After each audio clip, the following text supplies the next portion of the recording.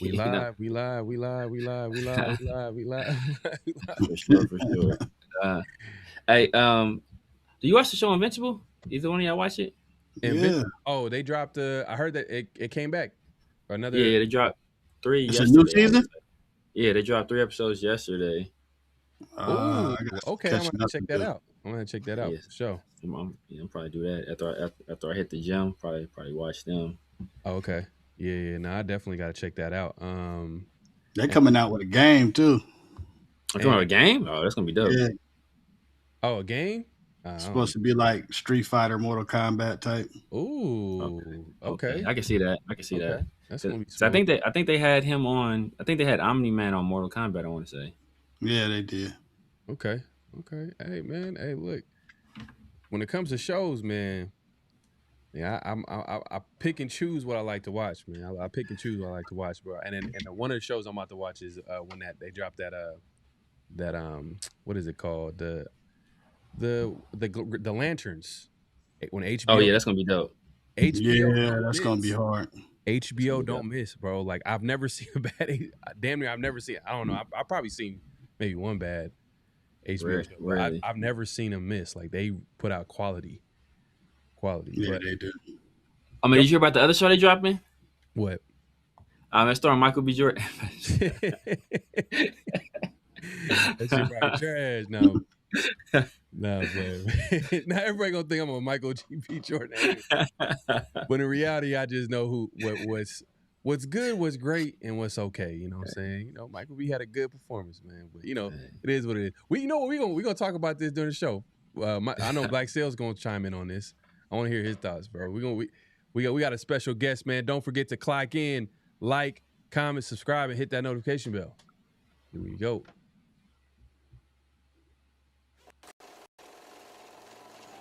Great Pharaoh, the gift of Troy is a fabulous fabric from the land of the 5 rivers.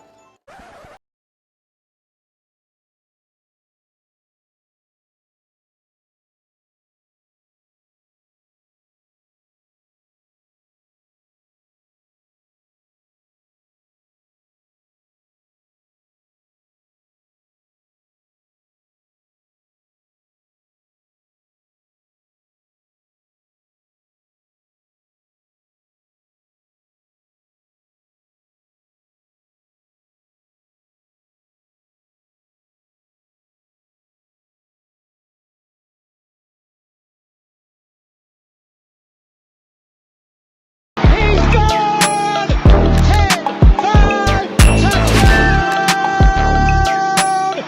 Raiders! 2 years ago, when we came to Los Angeles, I really believed that the greatness of the Raiders would be in its future.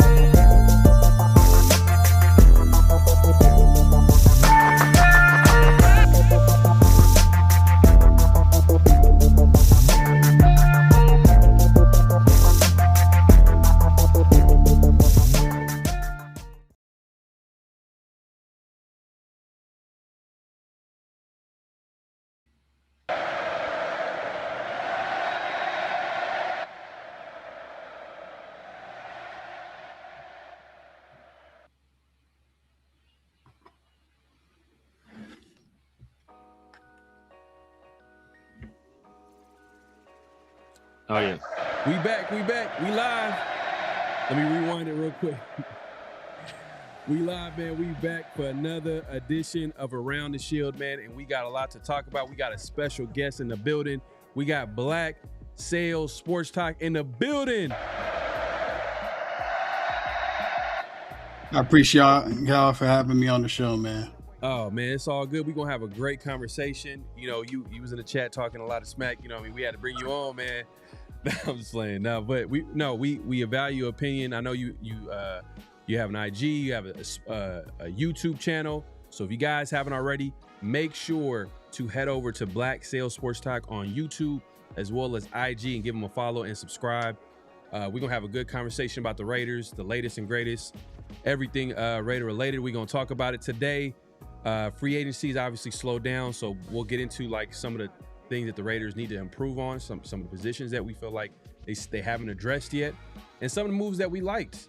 And you know, hey, what's to come as far as the draft? Like some of the guys that we like in the draft, and obviously, you know, the aftermath of that Max Crosby situation. I want to hear Black Sales Sports Talk, like his opinion on the whole situation. And Mark Davis, is he selling the team? You know what I mean? Like ESPN, I don't know. It sounds like he might be making some moves. He might be making something happen behind the scenes, but we'll get into that conversation in a little bit. If you haven't already, make sure to clock in, hit that like button, hit that subscribe button, hit that notification bell. We appreciate everybody coming through. Night crew in the building. We see y'all. We got everybody pulling up. Oh, what up from Nashville, man? Appreciate you pulling up. What's good? We got Moon over Miami. What's good? What's up? Hey, man, appreciate you pulling up. We got everybody pulling up today. Dominique in the building. He says Lakers. All day, baby. You know what time it is. And Pharaoh had to leave. He hurt so bad he left. Let's let him know what's wrong with that. The Dubs, man. Let him know about the Dubs. Man. Oh, where are my Laker haters? Three seed in the West. Is that what they're? The Lakers are 3 seed right now. They're 3 seed right now. Yeah, 8-game winning streak. Luka just put up 60. Oh damn! Hold on one second. Hey, hold it down, Severe. Yes, sir. Yeah, where are my Laker haters at? Dominique, what's good? My guy Daniel Kim, salute to you. It's a Raider raid straight. What's popping? Is Jacksonville's JX? Is that for Jacksonville? He said my guy Pharaoh looked like Thomas Booker.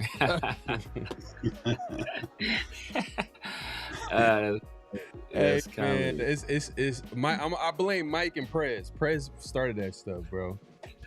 Prez started that. Yeah, he was like, bro, he looked dead like Thomas. He hit me. I was like, hey, bro, anybody tell you look like Thomas? That's wild. Kind of do resemble him though. I said, once they throw that on you, bro. Oh man. It just be like that. Man. I'm gonna give you that locker room talk. Yeah, Daniel Kim, Luka put up 60 tonight. I think he put up 41 yesterday. 60. Lakers balling right now. Omega, what's good, man? We got everybody pulling up. JSA, we appreciate everybody pulling up. We're just gonna start off right, man. We got Black Sales in the building. Obviously, the Raiders have moved on from, you know, a lot's happened this offseason. They moved on from another head coach, hired a new head coach in Clint Kubiak, new coaching staff, same GM, which I like. I got hope. Spytek is cooking. Yeah, I got Spytek. I'm not gonna crown him. At the end of the day, he's gonna have to go out and prove it. But he's done things. I already know that was a soundbite right there. You're a crown her. If you want to crown them, then crown their ass. But Spytek gives me a little bit of hope, just because he's doing things that we expect from a GM that we've seen around the league, but we haven't really necessarily seen that with the Raiders because of, I mean, if you think about it, the last few times that we've had a head coach in the building, we had a funny feeling that they were in charge, not the GM. And I think the last GM that we really had was McKenzie, and we had him for a good 5 years. And Let's go. Telesco for a year. For a year. But it's such a short sample size. But you've seen like he did have a solid draft class. He did draft, you know, a few starters that's on the team. So you got to give him credit there. But it's just short time. But I would say I'm bringing up McKenzie because he was with the team for 5 years. So now we can like actually look at what does it look like having a GM in the building for that long? Well, it looked like that 2016 team, a lot of that had to do with McKenzie having that great draft. Now he wasn't perfect, but you see the benefit of having stability at general manager. Now that being said, yes, I'm big on Spytek, but hopefully, you know, we won't be talking about a new GM soon. But then, you know, we have free agency. Then we had the whole Ravens and Max Crosby back. What are your thoughts on the offseason so far? Tails? I mean, I think Spytek is cooking. I think this is what we all been looking for from a GM for the last decade. I could tell that he's going to be an elite GM by 2 moves. The first one was trading for Karan Johnson with the 6th round draft pick, and then turning around and being able to trade Geno Smith. To get anything for Geno Smith, yeah, facts. You know what I'm saying? Facts. Underrated. Shows me that Spytek knows what he's doing. And then actually building the team with youth, not just going out there trying to win it all in one off season, but actually going and getting into Kobe Dean, going and getting a Quay Walker, a Kwity Paye, building this 3-4 defense. It just shows that he knows what he's doing. He has a plan. Yeah. Instead of just going out there and just getting players, he has a plan put together. Mm-hmm. But yeah, so I like what Spytek has been doing. Also, having the know-it-all to have enough cap space just in case the Max Crosby trade didn't fall through. Mm-hmm. I think he had to know that maybe this Max Crosby trade is not going to go through. Yeah. And that's why we didn't see a lot of signings on the second day of free agency. Yeah. Yeah, no, the Raiders had so much cap room. I think I don't know if I want to give him that much credit, but I feel where you're coming from. Because I think we're both on the same page because we've noticed the fact, okay, when you heard that Jacksonville GM talk about, Spytek, I know Severe is like, I think that was just him just trying to make sure that, you know, they had a good relationship in the future. But for me, when he was able to get a 4th and a 6th, when in reality, like the year before, a guy that we all feel like is a better player in Devontae Adams at the time when they did the trade. And if you think about it, I feel like they maximize the value in getting, because everybody knew that the Raiders were going to probably go separate ways with, or they thought they did, separate ways with Jacoby Myers. And you could see how that can backfire with the team as far as leverage when it comes to contract negotiations. When teams know that you need to get rid of or need to trade a player, then they're not going to give you your best offer. That's why the whole Max Crosby situation, where Max didn't come out and say that he demanded a trade, he kind of was low key. It helped the Raiders. It didn't hurt the Raiders. It helped them because it made teams kind of up the offer. And that's what the GM for the Jacksonville Jaguars said about Spytek when he traded for Jacoby Myers. He didn't know that he was going to trade him until like literally the day of the trade deadline.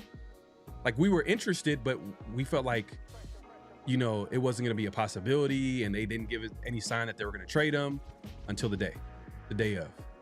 So that, you know, these small little savvy moves. I'm like, all right, I like that. I like that. But that being said, we got to see something from this, from the draft classes that hopefully he's going to have with the next few years. But I'm going to give him grace because, I mean, what can we expect from a draft class in the first year? A great draft class, sometimes we'll see it right away, but at the same time, like, wouldn't you grade a draft class 3 years in, or do you feel like you see it right away? I see it third year, depending on what type of player. Like Ashton Genty, you should see it right away, especially if you're picking a running back that high. Yeah. I agree with Severe on that, but what I don't agree with Severe on is I still think that Ashton Genty is going to be a top 3 running back when it's all said and done. It may not be this year that he's top 3, but year 3 he will be a top 3 running back. Well, okay, let me ask you this. Top 3 on the Raiders? He'll be top 3 on the Raiders for sure. In the NFL. In the NFL. He'll be top 3. Well, the Raiders are in the NFL. I mean, he'll still be top 3. I'm curious though. What makes you say top 3 in the NFL? Last season, everybody knows we had an offensive line coach that shouldn't have been nowhere near the offensive line coach. Mm-hmm. We had a dysfunctional offense that had to go through Chip Kelly and then go through another offensive coordinator, right? Mm-hmm. The offensive line was in shambles, but what we saw was Ashton Jeanty was still being patient in certain runs. We saw him break away on long runs. I was at 2 of the games. The one versus the Jaguars where he went off, the one against the Bears where he went off. And you could just tell that he's an elite running back. I don't know why my brother Sabir doesn't see that, but he's an elite running back. He could break off long runs, shed tackles. He has vision. He could catch the ball out the backfield. He almost got 1,000 yards on the ground with terrible offensive line play. And now you have Kubiak coming in, doing the wide zone, which you could put any running back behind the wide zone and they'll get 1,000 yards. I just think Ashton Jeanty is primed to have a big season this season. Now, he might not be top 3 this season, but going forward, I see him being one of those dudes, top 3. Okay, so Sales made his first, attempt at, making a case for Ashton Jeanty. Now we're gonna allow Severe the floor. We're gonna allow him to come to the floor and combat what he just said. So let me ask you this. Do you think the Texans have a good offensive line? No. Okay. Woody Marks was what? I think it was like a 6th-round pick. He put up 700 yards behind that offensive line. So about 200 some yards behind Ashton Jeanty, with less starts, less carries, and with an equally bad or possibly even worse offensive line.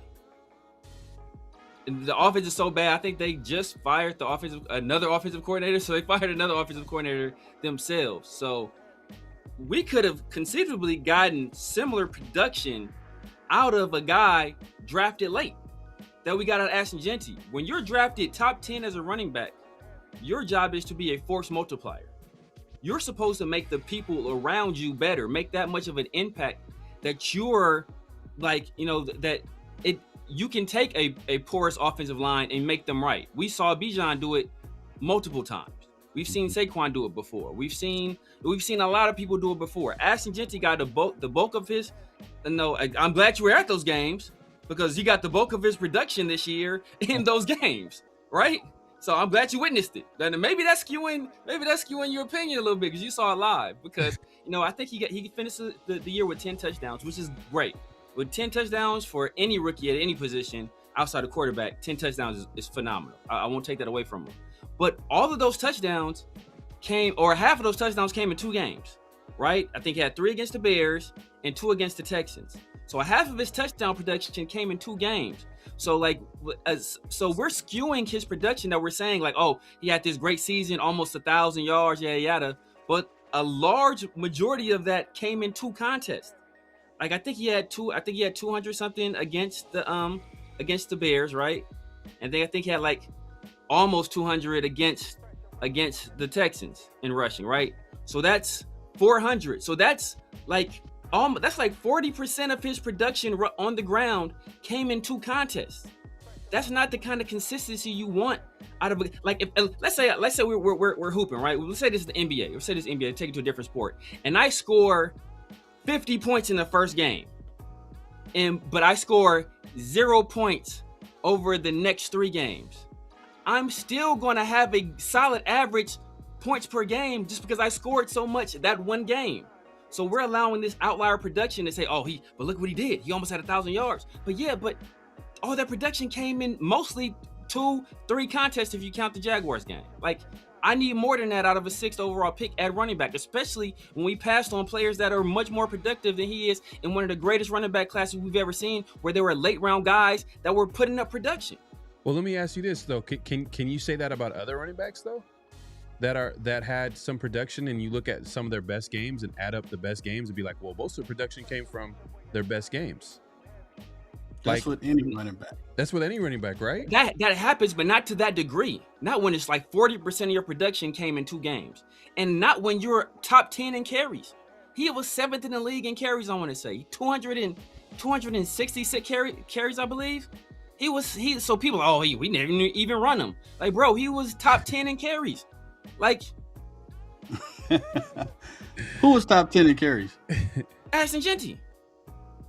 Was he so top people 10? so this narrative that people have, he didn't get any opportunities, and we didn't run him at all, and no, bro, people see what they want to see. So just because he didn't produce, there's a difference, though, right?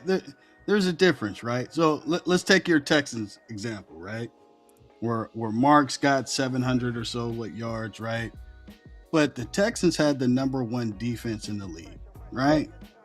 And even though the Texans offensive line is not good, they're actually pretty good at run blocking, right?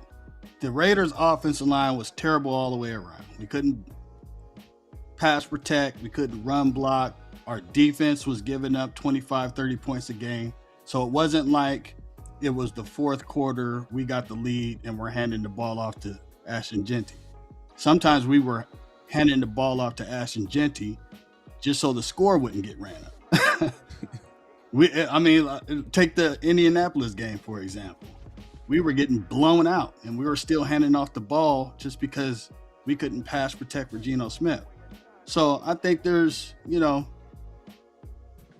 you're right on that. He should have made a big impact, but I think after this season, you could give him a real judgment on his play because we have a real offensive-minded coach. Our offensive line is going to be much better, and he's going to be in a system that fits him. He has no more excuses this year. I agree with that. See, but my point is that so to address your first point, so you're essentially saying that we gave Ashton Jeanty empty calories late in games where teams are sitting back in prevent defenses, just allowing us to run out the clock. So he was picking up empty calories that way. So that 900 some yards he put up, that's not even a true indicator of what he is, because some of those yards, if what you're saying is true, are empty calories from just us running them, so he doesn't, so we don't get blown out. And to the Texans' point, the Texans brought back, of their starting offensive linemen, they brought back 2. We are bringing back more of our starting offensive linemen than the Texans are bringing back. So that tells you who has the worst offensive line in this scenario, or at least in the eyes of the organization, who had the worst offensive line. And then second of all, I think people misconstrue what I'm saying is that I don't think Ashton Jeanty sucks or Ashton Jeanty is a bad player. That's what, like, people get into the fan mode where, if I don't say somebody is great or they're the best there ever was, or if I have something critical to say about them, Severes think they suck. No, I think he's a good NFL running back. I don't take good NFL running backs at 6th overall, right? If I need to hire a new coach and do all of this stuff around you to make you a better player, then you're not an elite player. And if you're not an elite player, then I'm not drafting you at 6 if you're a running back, because I can take another running back like Kenneth Walker or Zach Charbonnet. Kenneth Walker was drafted in the 3rd round. Zach Charbonnet drafted in the 2nd round. And I can make this system make them look good. So why don't I just hire the coach and implement the system and draft a running back later? Like, so that's my whole point with Ashton Jeanty, is that it was just a bad pick, not because Ashton Jeanty sucks. Ashton Jeanty, I think he'll be a good NFL player, but I don't think he'll ever justify being picked 6th overall, especially in that running back class, especially when we're having to address needs that we could have addressed at that time, whether it be Teteroa McMillan, who's one of the players I said we should have drafted, or Kelvin Banks, or, a lot of people wanted Membu, we could have did all of that. But instead, that's where we agree. That's where we agree. I wasn't one that said that we should have picked Ashton Jeanty number 6 overall. I was okay with Jeanty being picked number 6 overall, but I was an advocate for Jalen Walker, and I wanted T-Mac. I wanted one of those two players. I thought that we were going to trade Crosby, so we needed to go and get an edge. I think Jalen Walker is going to be a very good player in the NFL. But T-Mac was right there also. I would have took T-Mac over Jeanty at the time, but I was okay with Jeanty. But you're right. There could have been other ways we could have. So somebody in the chat is complimenting you on your hat. They want you to. They want to see the lid. They want to see the lid. They want to know where you got it at. Oh yeah, that's dope. I got this in Vegas at the game, man. That's fire, bro. That's fire. Man, if you have to make sure to clock in, hit that like button, hit that subscribe, hit that notification bell. Yeah, man. Ashton Jeanty, it's gonna be a debate until he puts up. I don't know if Severe's going. I think Severe's going to hate the pick if he get 2,000 yards. If he get 2,000 yards, 2,000 yards. If he turns you into an elite running back, but you'll still hate it though, because I think the biggest thing that you're saying is that we still can get a running back later and get production. Exactly. That's like, I don't think you need that level of running. I mean, we just saw it with the Super Bowl champions. They just had a good scheme, and they had guys that fit the scheme, and I think that's what good teams do. Like they're good teams outside. I think the only good team I could think of that drafted a running back high recently was Detroit with Jahmyr Gibbs. But usually good teams, they don't draft running backs high. They find running backs in the mid rounds or in free agency that fit their scheme, and they make it work that way. Because if you look at I talked about this before. Matter of fact, I talked about this when people wanted to pay Josh Jacobs a whole bunch of money, where it was like running backs that usually get a heavy workload, the next year they struggle. We saw Josh Jacobs. He led the league in rushing. The next year he struggled. Then he leaves us, goes to Green Bay. He's top 5 in rushing. This past year he struggled. We've seen it in the past with DeMarco Murray. We've seen it with Larry Johnson. We saw it with Christian McCaffrey. We saw it with Saquon as a rookie, led the NFL in scrimmage yards. And then the next year, I think he got hurt. And then, then he had another good year, and then he got hurt again. And then we saw the year prior when the Eagles won the Super Bowl, he led the league in rushing. This last year, he struggled. That's what usually happens with running backs, because when they take on that heavy of a workload, it takes a toll on their body. So that's why smart teams, don't invest heavily in that position. But we took our most valuable asset that offseason and sunk it into a running back that refused to do any athletic testing at the combine. I take issue with that. I agree with you on that. I still think he's a good player, great player. Good. I think he's a good player. I'm not giving him great. He'll be great. We'll see, man. I hope he is. Only time will tell. We'll pay attention. I think Jeanty has flashed enough where I could think he's going to be a good player too. How good? Time will tell, man. He got to show it on the football field. But the running back position is one of those positions. It's highly dependent. It is highly dependent on the offensive line. Hey, as much as we roasting, hey, if Severe, if you could agree on this, the offensive line was terrible.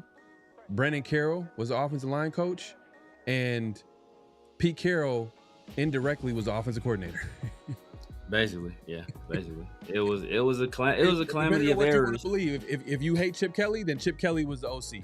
If you don't hate Chip Kelly and you believe in what the reports were saying, where he wasn't running his offense, he was running basically a version of Shane Waldron's offense, then that's Pete Carroll coming in, and that's what we saw last season.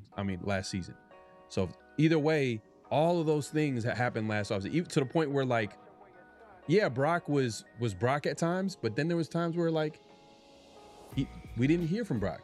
He disappeared. You know what I mean? And we know how great a player he is. So we'll see what it looks like with Clint Kubiak in the building and all that stuff. We're gonna have plenty of time to talk about that. But the Raiders, obviously, they move forward. They hired new coaches. They invest heavily in free agency. What do you think of free agency, Sales? I love the free agency. Investing in a young defense. I still think that we're missing a wide receiver one. I like the pickup of Jalen Naylor. I think that he's going to be better than a lot of people think in this system. But now I'm mixed up on what to do in round 2, whether it's a nose tackle or go after a wide receiver. I think those are the 2 things that we need the most right now. And I think that when it comes to round 2, there's going to be very good nose tackles, and there's going to be probably 1 or 2 very good wide receivers that we could pick at 36. But other than that, I like every move that we made so far, really. You know who might drop? I don't think he's going to drop that far. But Denzel Boston. Oh, Denzel possibly, but Jordan Tyson. Jordan? You think Jordan? I don't think Jordan's going to drop that much. Because of the injuries. Because of the injuries. He's the best wide receiver in this draft class. I don't know, man. Carnell Tate might be making a case to go number 1. I think if Jordan Tyson didn't have the injury history, he would be a top 5 pick. Yeah, for sure. He'd be top 5. Yeah, top 5 because the Titans would take him for sure. If he didn't have injury history, they'd take him for sure. So he's more dynamic than Carnell Tate. I would take, if it wasn't for the injury history, I would take Tyson as wide receiver 1. But because of the injury, I think he drops probably somewhere in the 20s. But he's not going to fall out the first round. But that's what I said. He's no lower than wide receiver 3. He's wide receiver 3 at the lowest. But that's what at the lowest. But that's exactly what I was saying. I said that he's going to drop because he was a wide receiver that was early on in these mocks was going to be taken. I thought you meant like 36 drop. Like, no. He's not. I don't think if that happens. But hey, look, every draft there's always going to be a guy that drops that we didn't expect to drop. Yeah. Will Johnson. That was my dog, Will Johnson.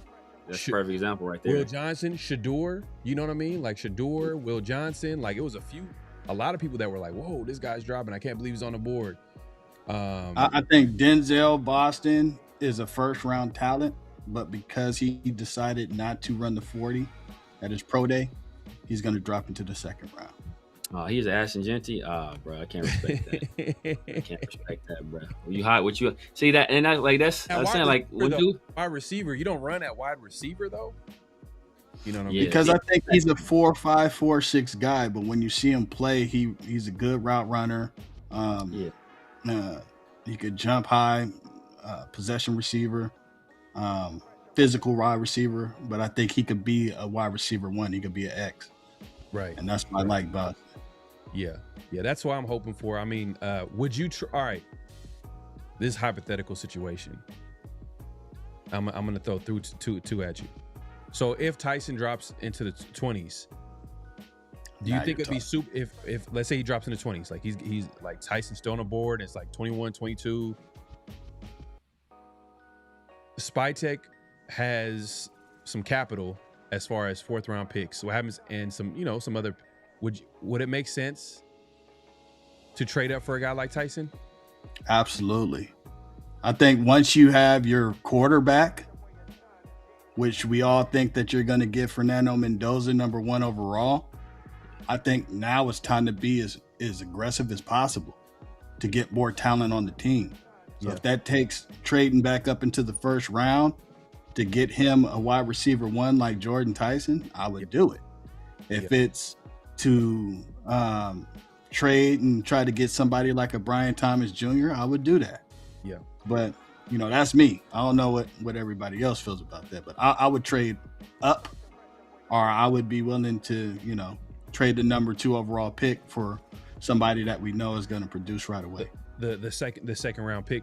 Well, yeah, obviously that's what it would take. It would take like a second round pick, and then, man, from 36 into the mid to high 20s, I think it might take more than just a second round and a 4th round pick.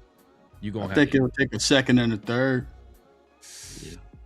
Would you do it, Severe? For Tyson? Jordan Tyson? Because you know what I noticed about SpyTech, and it's a small sample size, but he is a little bit injury adverse. Like he likes or he doesn't want to invest too heavily on guys that are, coming in, because that's the reason why he didn't go after. Well, I don't say that's the main reason. I think like that you could say that about the entire NFL, why Will Johnson dropped all the way down to the second round.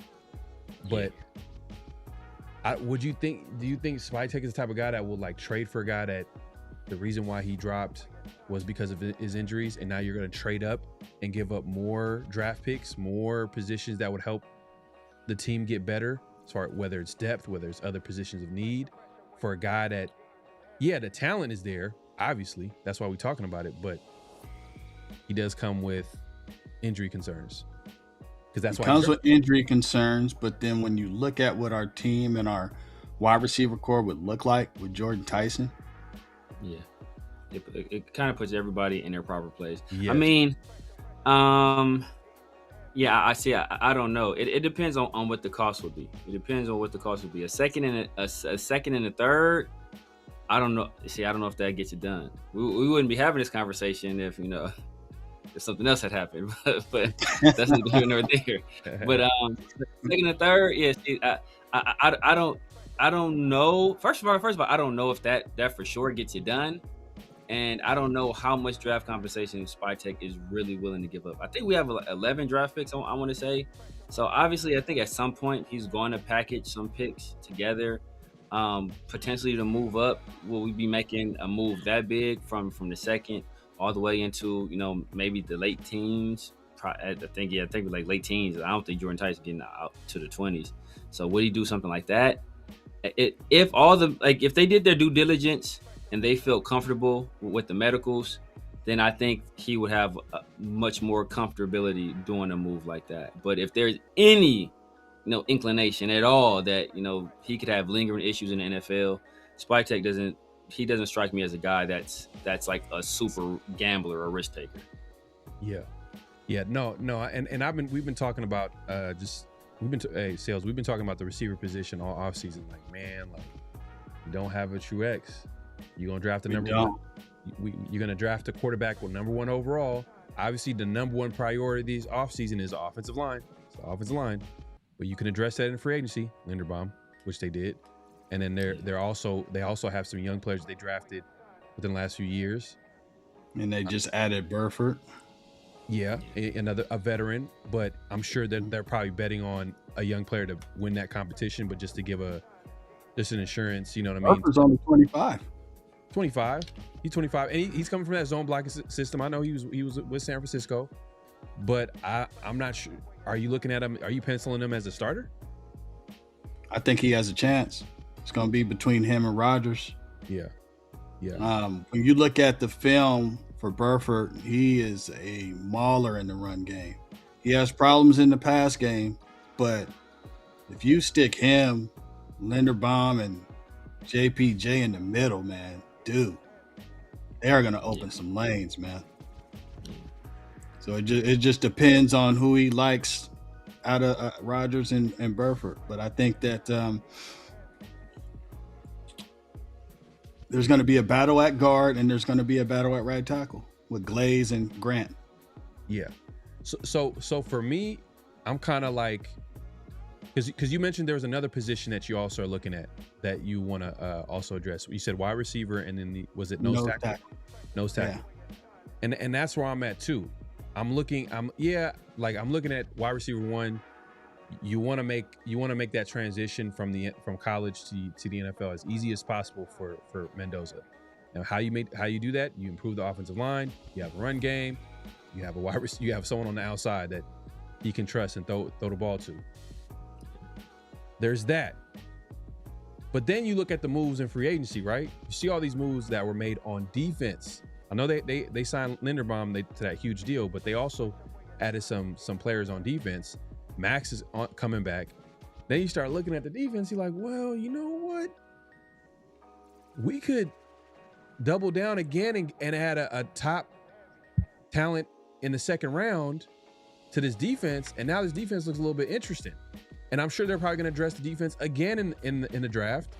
Maybe grab a couple of positions. And then you're looking at it like, well, now, like, depending on how Rob, we don't know what to expect from Rob Leonard at DC, but the talent I feel like it's a lot better than it was the year before. We absolutely closed the gap in terms of defenses in the NFC West. Oh, the AFC West. I'm sorry, AFC West. Yeah. Our little division. You know what I'm saying? We're a nose tackle away. And I think that somebody like Lee Hunter or something in the second round. A nose tackle away from being what? I think we could be right outside the top 10 in defense if we get a good nose tackle. Damn, that's... I think we could be somewhere around 12, 13. Oh man, you highly optimistic, man. I gotta, man. That's tough. I mean, top 15. We look at the upgrades. We went our linebacking core is extremely upgraded. Yeah. Right, with Nakobe Dean and Quay Walker in the middle. Mm-hmm. You get.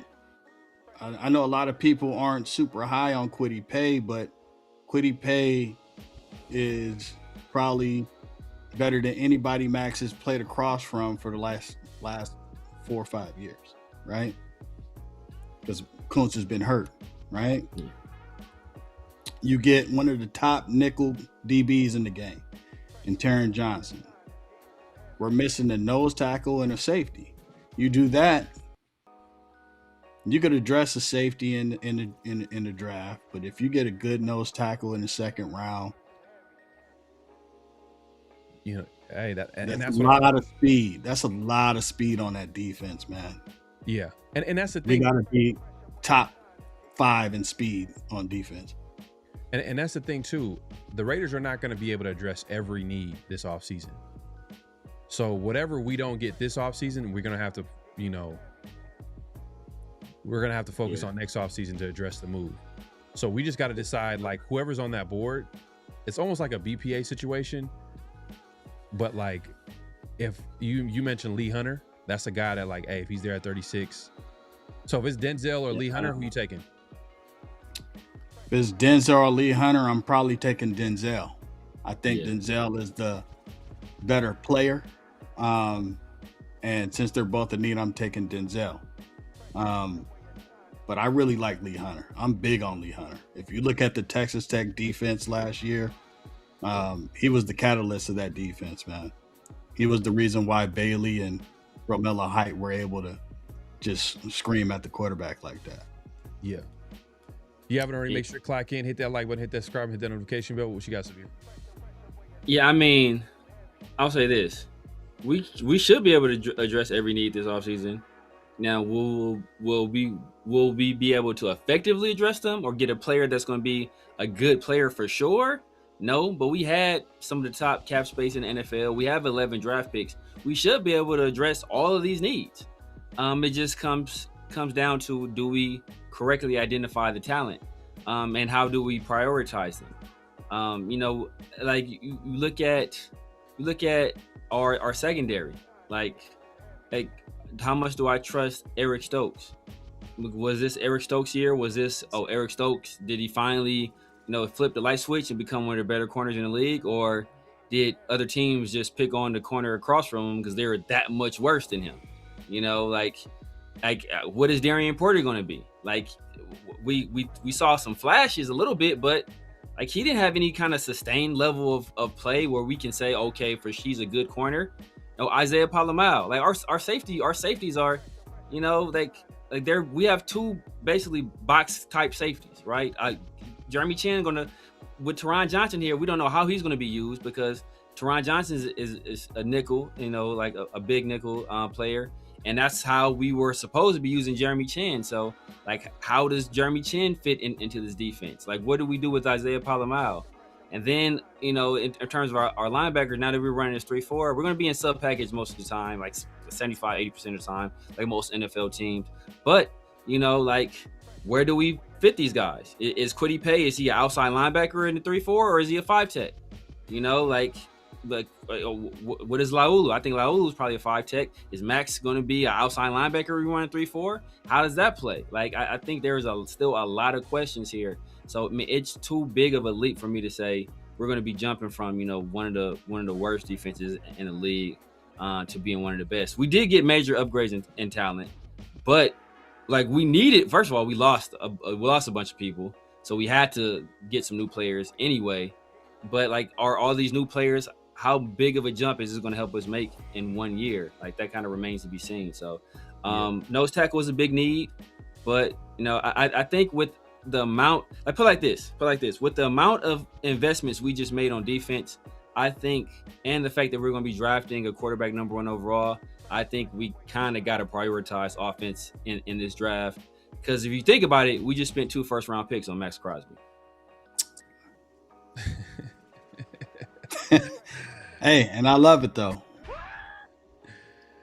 No, but Max is an elite player, man. Max is an elite player. Yeah, for sure. He's an elite player. Yeah, obviously. But we haven't been above. I think we've been over 24th once in his entire career on defense rank. That's not his fault, but there's only so much. That just shows you there's only so much that one single player can do on defense. For sure. Football is the ultimate team sport at the end of the day. Yeah. Like, not one player is going to be the reason why a team wins. It's going to be a totality of, 53 guys on a football field, or at least 11 on offense, 11 on defense. You know what I'm saying? So, like, it's not going to take. So Max not obviously having a top 10 defense is not an indictment on him. It's just like that's an indictment on the Raiders. And that's been a problem with the Raiders for a long time. They just haven't been able to like build a football team.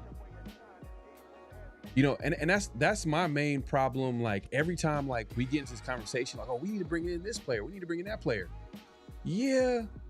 But like, when do we just be like, hey, like we actually need to build a football team?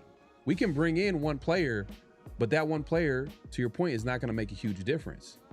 So, and that's what my hope is with Spytek. He's with the way he's moving as a GM. I'm feeling like, okay, it seems like he has a plan. He has a vision. This whole entire offseason felt like the Raiders had a plan. The way they kind of attacked the coaching search, you know, how they I've never seen the Raiders interview this many candidates that were worthy of being a head coach. Like maybe they've had searches where there was like maybe one guy that you like, but then everybody else is like, yeah. But then there was like a few guys in this coaching search. I'm like, oh, okay, I could see this work if they went this direction. Whether that was McDaniel, that was Jesse Minter, or whoever you liked in the process when they were doing their coaching search. And I felt like the Raiders had a well thought out like search, and their guy was, you know, it's hindsight's 2020. I mean, but they say their guy was Clint Kubiak, but they waited for him the whole time, so it seemed like they got their guy at the end of the day. Yeah, they even had me nervous with that. yeah, because you start thinking about the coaching staff. You know what I mean? And yeah, obviously, if they didn't get him, then they would have been screwed. Yeah. Well, some say their guy was Jesse Minter, but that's what was reported initially. They said it was supposed to be Jesse Minter, and then obviously Jesse Minter took the Ravens job instead, which I really didn't want. I don't really want Jesse Minter. No, I don't think he was a fit for his organization yet. I think he's good over there with the Ravens, over there doing that funny stuff. Yeah, scumbag. I take Kubiak over Mentor. Well, I wouldn't have been mad at Minter either. Right. And no, they got Clint Kubiak, and then, you know, from then on forth, it just seemed like they had a plan, and it all culminated into Max Crosby trade, and they getting 2 first-round picks, which I've been talking about this for a minute, like this needs to happen, but for whatever reason, Raider Nation, and I know you pushed back on it with the Max Crosby trade. It's not that it had nothing to do with Max Crosby, the person, the player, had nothing to do. The reality with the Raiders, they were like 2 to 3 years away, at least 2 to 3 years away. And I know you can make that jump in 1 year, but like it's not a black and white situation. Not every team has the same situation. Like the Raiders, we know, like we got a lot of holes on this roster. So obviously they address some of those weaknesses on defense, but we still got we still got to see how it shakes out on how the defense is going to look. I know you said it's going to be a top 15 defense. For me, there's a lot more questions than answers. Anytime there's more questions than answers, then I'm going to be like, you know what? I got to wait and see. Because you said it's more questions than answers? Yeah, because I don't know. Because you don't believe in Rob? I don't know what to expect from Rob.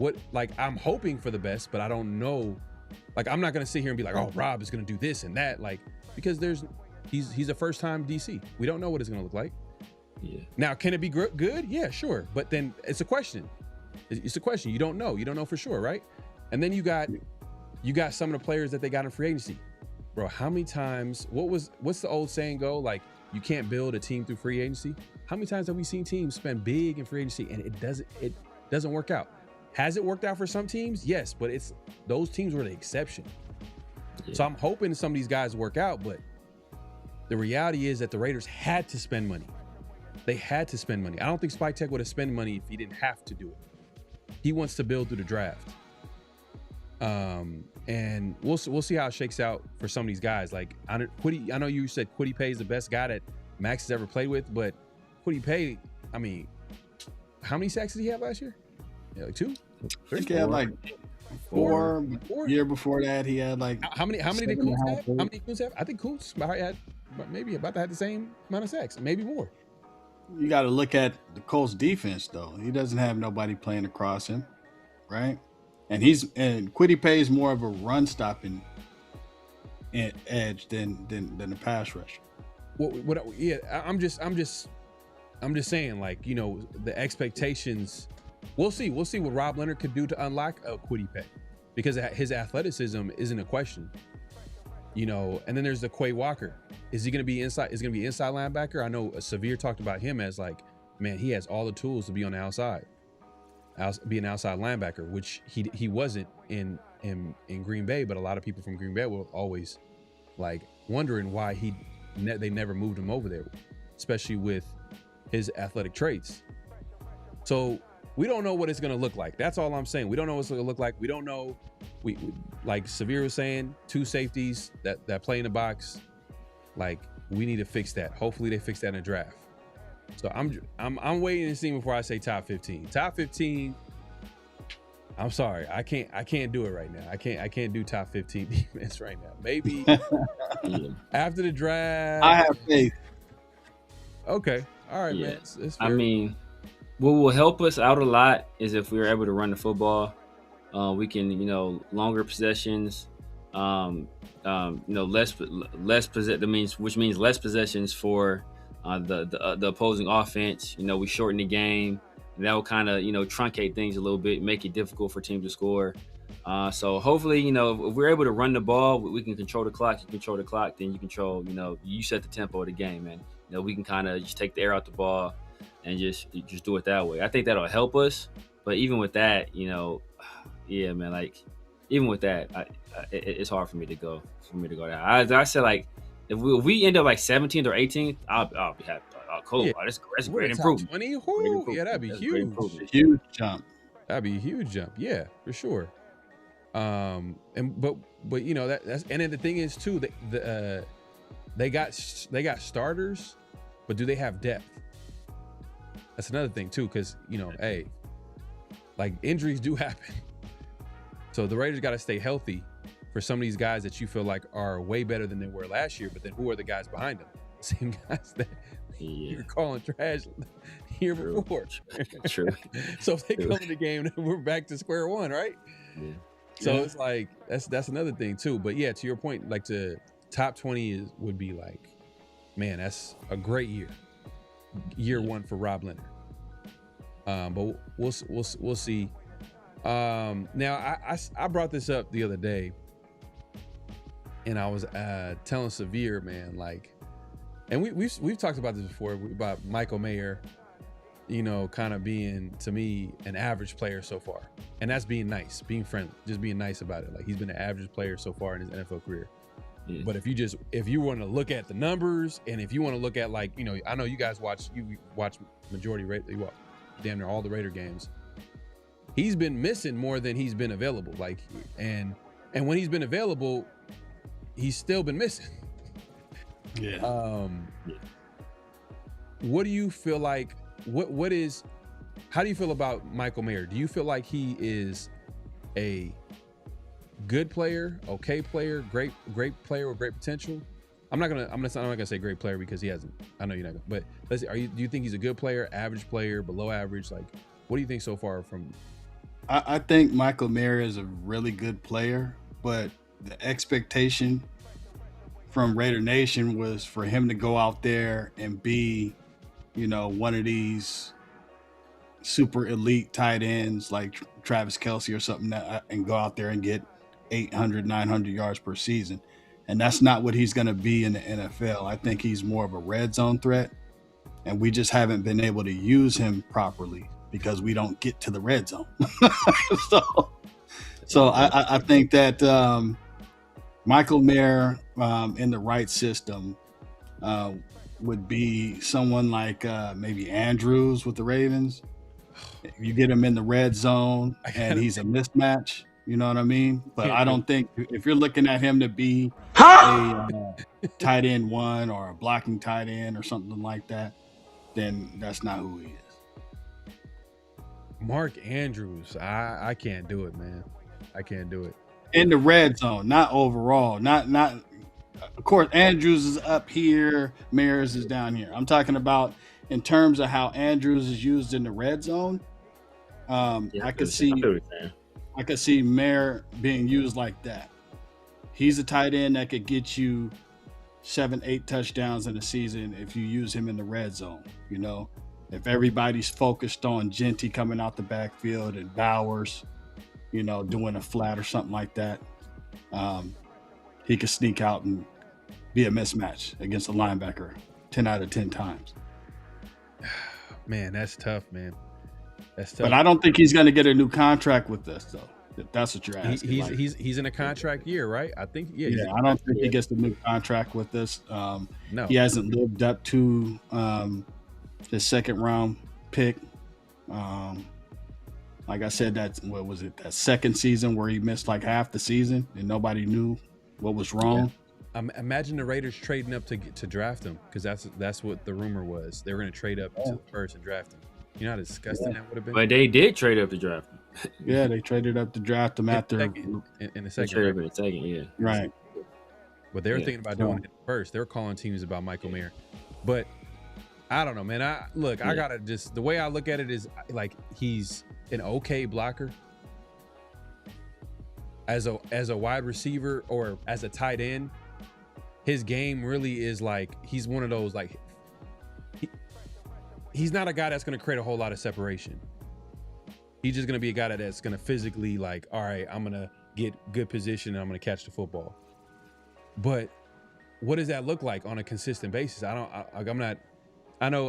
shout out to Ray. He said, like, watch that Giants game. It's his potential. I think the Giants game, he bought out in the Giants game. I mean, the talent is there. That's what I'm saying. The talent is there. Like, he's a starting caliber tight end. Now, I think the talent is there. I've been defending Michael Mayer for forever, but at some point you kind of got to put up or shut up. So I can't go out on a limb and say he's a good player and all of this stuff. I think he has the talent to be a top 10 tight end in the NFL. But I just think the position he's been in, partly, some of it is of his own doing with the, missing the second season, or half the year, with his mental health stuff.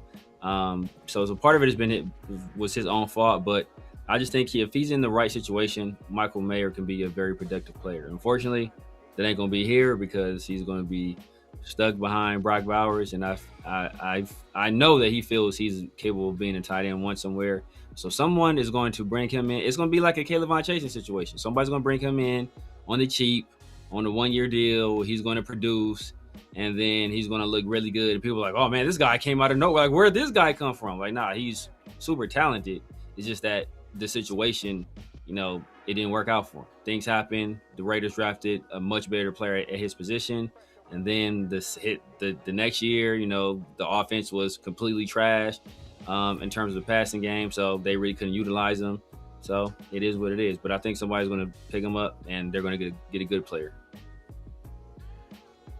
I don't know, man. I'm not. If Michael Mayer goes to another team and plays well, I'm not gonna lose any sleep because it is what it is. I don't look at him as he's not special. He's replaceable.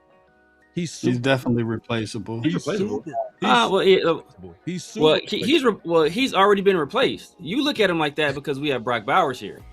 I mean, that's why you look at him like that. No. It's not just because it's Brock Bowers. I'm just looking at him what he is. Like, he's not special at all to me. And that's how I look at Genty. Well, Raider Zach in the chat says something that's real, and I agree with him. That's not even close to Genty. Genty's actually been more productive, but Nair is a good player. He's had more opportunities. He has more opportunities. He's had more opportunities. And whose fault is that? The Raiders. Like we were just saying. Like we were just saying. It's the Raiders' fault. The Raiders' fault, but he missed the entire season because of the Raiders? He missed the entire season? No, what that season we drafted Brock Bowers. So we drafted somebody that was going to get the targets over him anyway. Moonwalking right now. You're moonwalking. No, I know. So that's the Raiders drafted somebody that at his Myers position in the first round that was going to get targets over him. So that's not moonwalking. So you just said no, you blamed it on the Raiders, but he left the team. Didn't he leave the team? You left the team, but he wasn't for like 6-7 weeks. He wasn't going to produce. He wasn't going to produce. He had Brock Bowers in front of him. How many targets did he get when he came back? None. How many targets did he get this past year? Why are you making excuses? I'm not saying. Look, I've already said. You gonna take a shot at Genty. I already said he got to put up or shut up. I've already said that. I already said he got to put up or shut up. I know if I said that about Genty, you would have been like, oh, like excuses. Well, we didn't draft. We didn't draft Michael Mayer in the first round. But unlike you, I've already said, Brock. I can't say he's a good player because he has to put up or shut up. You continue to say Genty is this fantastic running back that's going to do great things in the NFL. Well, I'm saying I haven't seen him do it. When did I say that? I said he's flash. He's flash enough where I consider him a good player, but everything else he has to show. But he's not worth it. And and I said he's a good player, but he's not worth the 6th pick. He's not. And you keep saying that. That's the difference. That's what Mike keeps saying.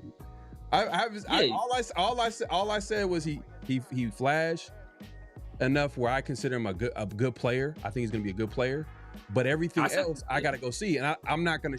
That's not what you said. That's not what you said in the past. No, don't switch it up now, bro. That's not what you said in the past. Because I've never said Genty was trash. I've always said he's a good player. I've always just said he's not worth the 6th overall pick.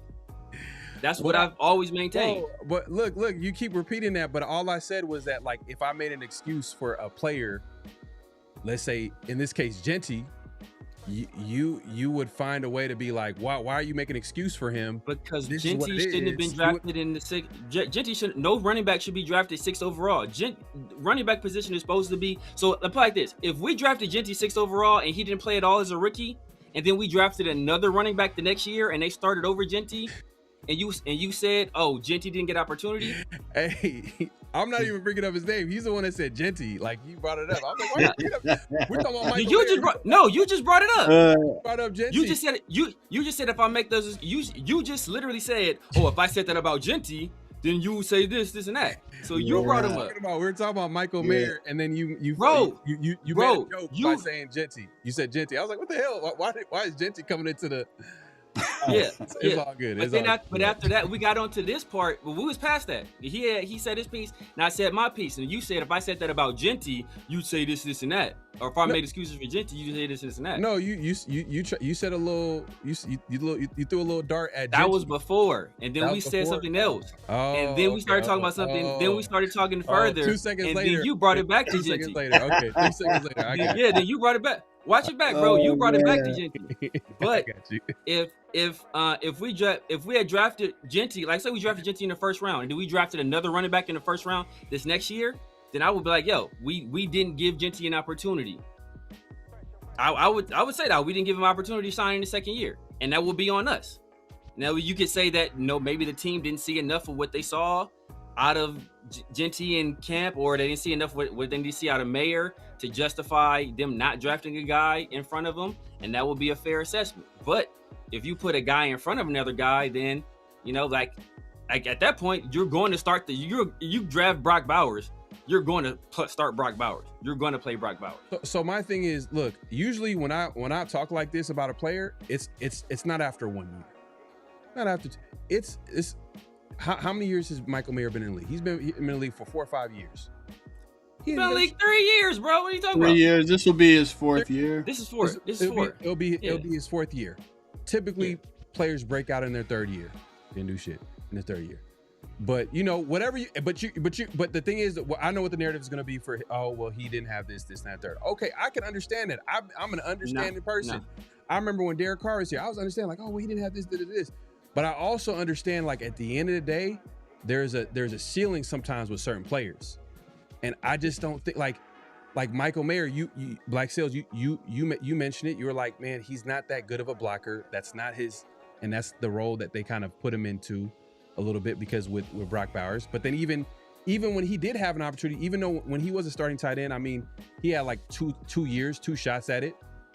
Year 1, he was a rookie, okay, and he said it was the toughest situation to ever be in, I guess, because he probably clashed with McDaniel and the New England Patriot way, whatever you want to call it. In his 2nd year, he went on a vacation. He went MIA. He wasn't hurt.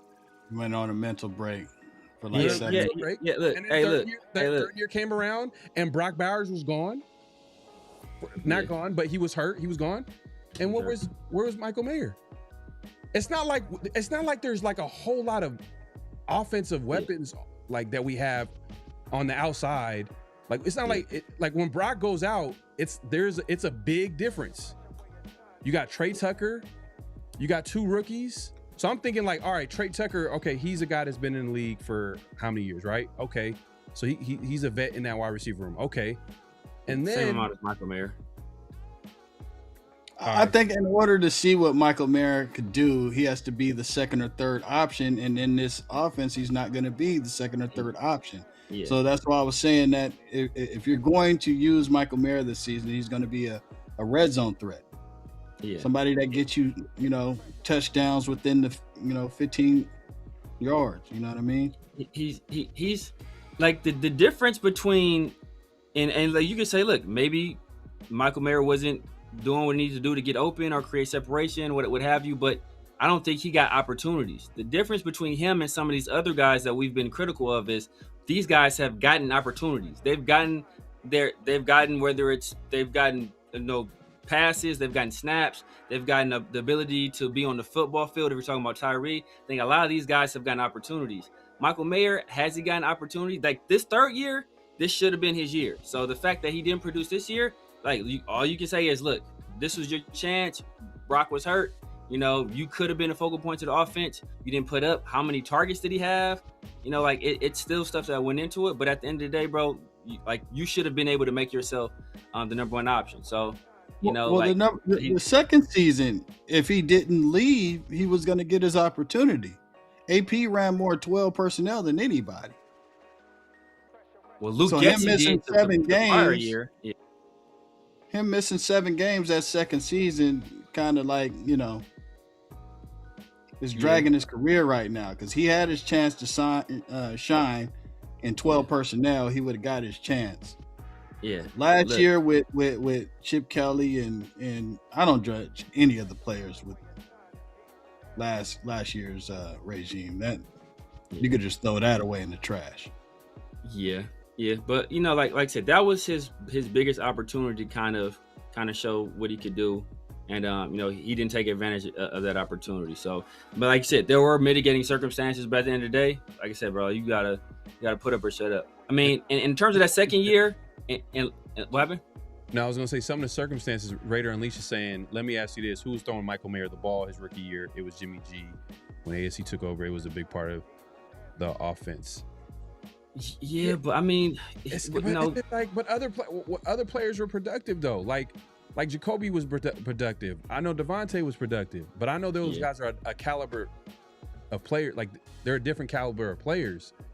And at the end of the day, like I just think Michael Mayer, can he be like serviceable? Like can he go somewhere and be serviceable? Probably, yeah, maybe.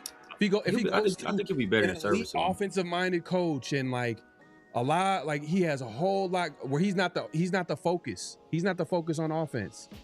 Yeah, I could see him be serviceable, but anything more than that, I'm like, man, like I really don't care. I just feel like we can move on and be cool. And it's not even about having Brock Bowers. I just think that he's just super replaceable. Like there, like we haven't had like it's not like we've had like so many options on offense where he's an afterthought.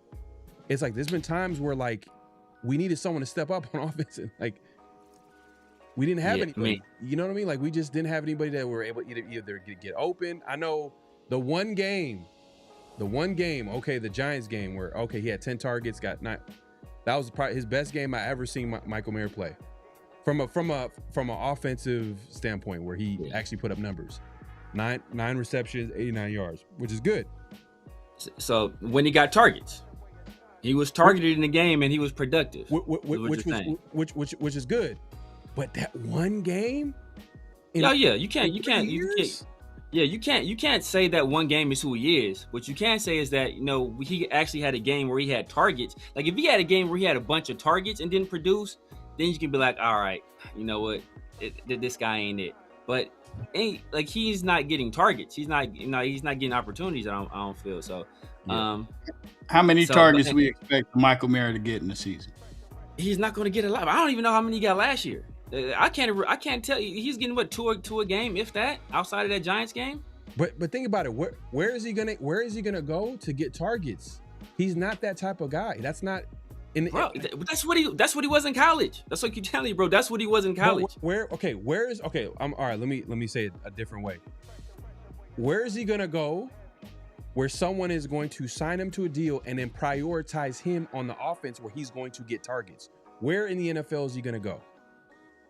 Somebody to prioritize him. Where you gonna get? I'm not saying make him the priority. I'm just saying give him looks.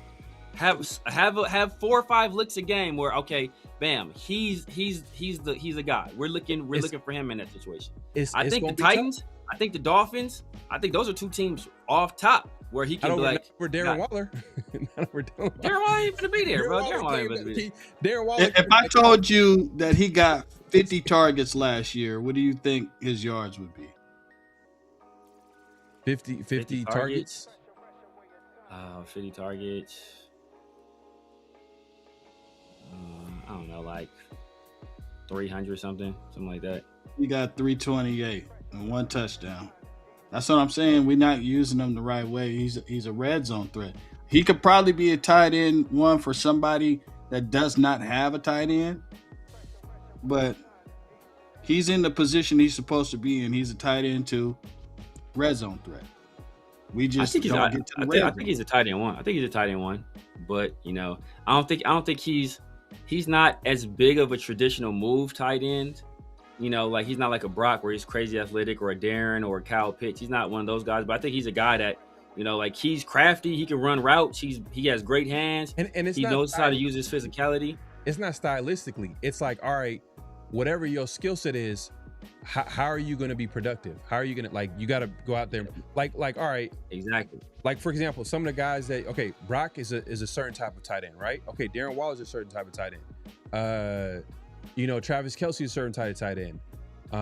Mark Andrews is a certain type of tight end. Jason Witten in the past, he's certain, I understand there's different ways to get it done at that position, but it's just he hasn't gotten it done. And then when you see him out there, it's just he just seems like a guy. Maybe like I said, maybe can he go to can he go to Sean McVay or Kyle Shanahan, and then they can figure out a way to scheme him open and put him in. I don't think it takes that. I just think it takes an offense that where he's going to get looks.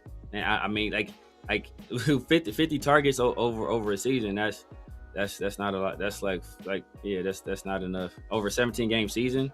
That's hardly any looks, and that's with Jacoby being traded and Brock Bowers being out, and that's not any looks at all. So it's hard to be productive when you aren't getting looks. It's not a situation where we're throwing him a bunch of passes and or he's just in the wrong position, or he's his blocking wasn't great. I'll say that his blocking took a step back, but it wasn't those situations. He just didn't get no. He either wasn't on the field or didn't get looks.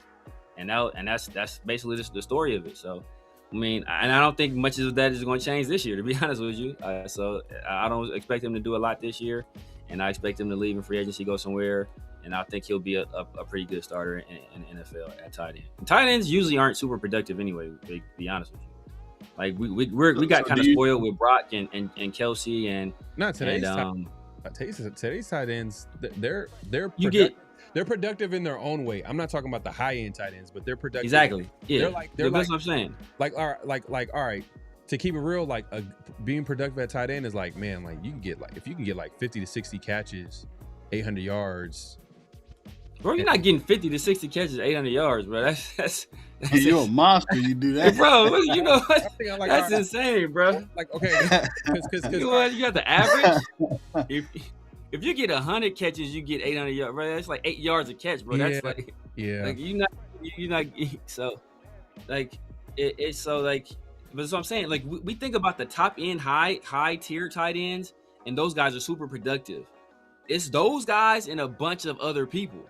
I'm saying it's not like the Trey McBride. So it would probably be like 500 yards, 600 yards. Like 600 yards that's a good season out of a tight end. Usually 600 yards, like maybe like 7 to 8 touchdowns is probably on the high, like that's actually pretty good. Yeah, 7, 8 touchdowns. Yeah, that's kind of on the high end. But yeah, Justin Jefferson had 2 touchdowns all of last year, or 1 touchdown all of last year. I think, matter of fact. Yeah, but we know what Jefferson did. Exactly. It's I'm saying, like, you know, hey, that down year, okay, it's cool. Because the Vikings ain't trading them. Oh, hell no. Hell no.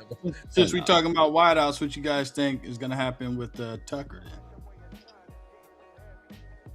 I think we should keep Tucker. He'd be like 3-4.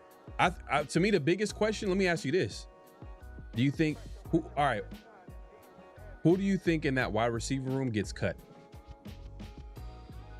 Trey Tucker. Gets cut? I don't think we have any depth to cut anybody yet. If we draft somebody, let's say hypothetically we draft somebody. We draft a guy. Hypothetically, you know, we get lucky and Denzel Boston falls to 36. Who gets cut? I'm saying Trey Tucker. I think Trey Tucker gets traded, not cut.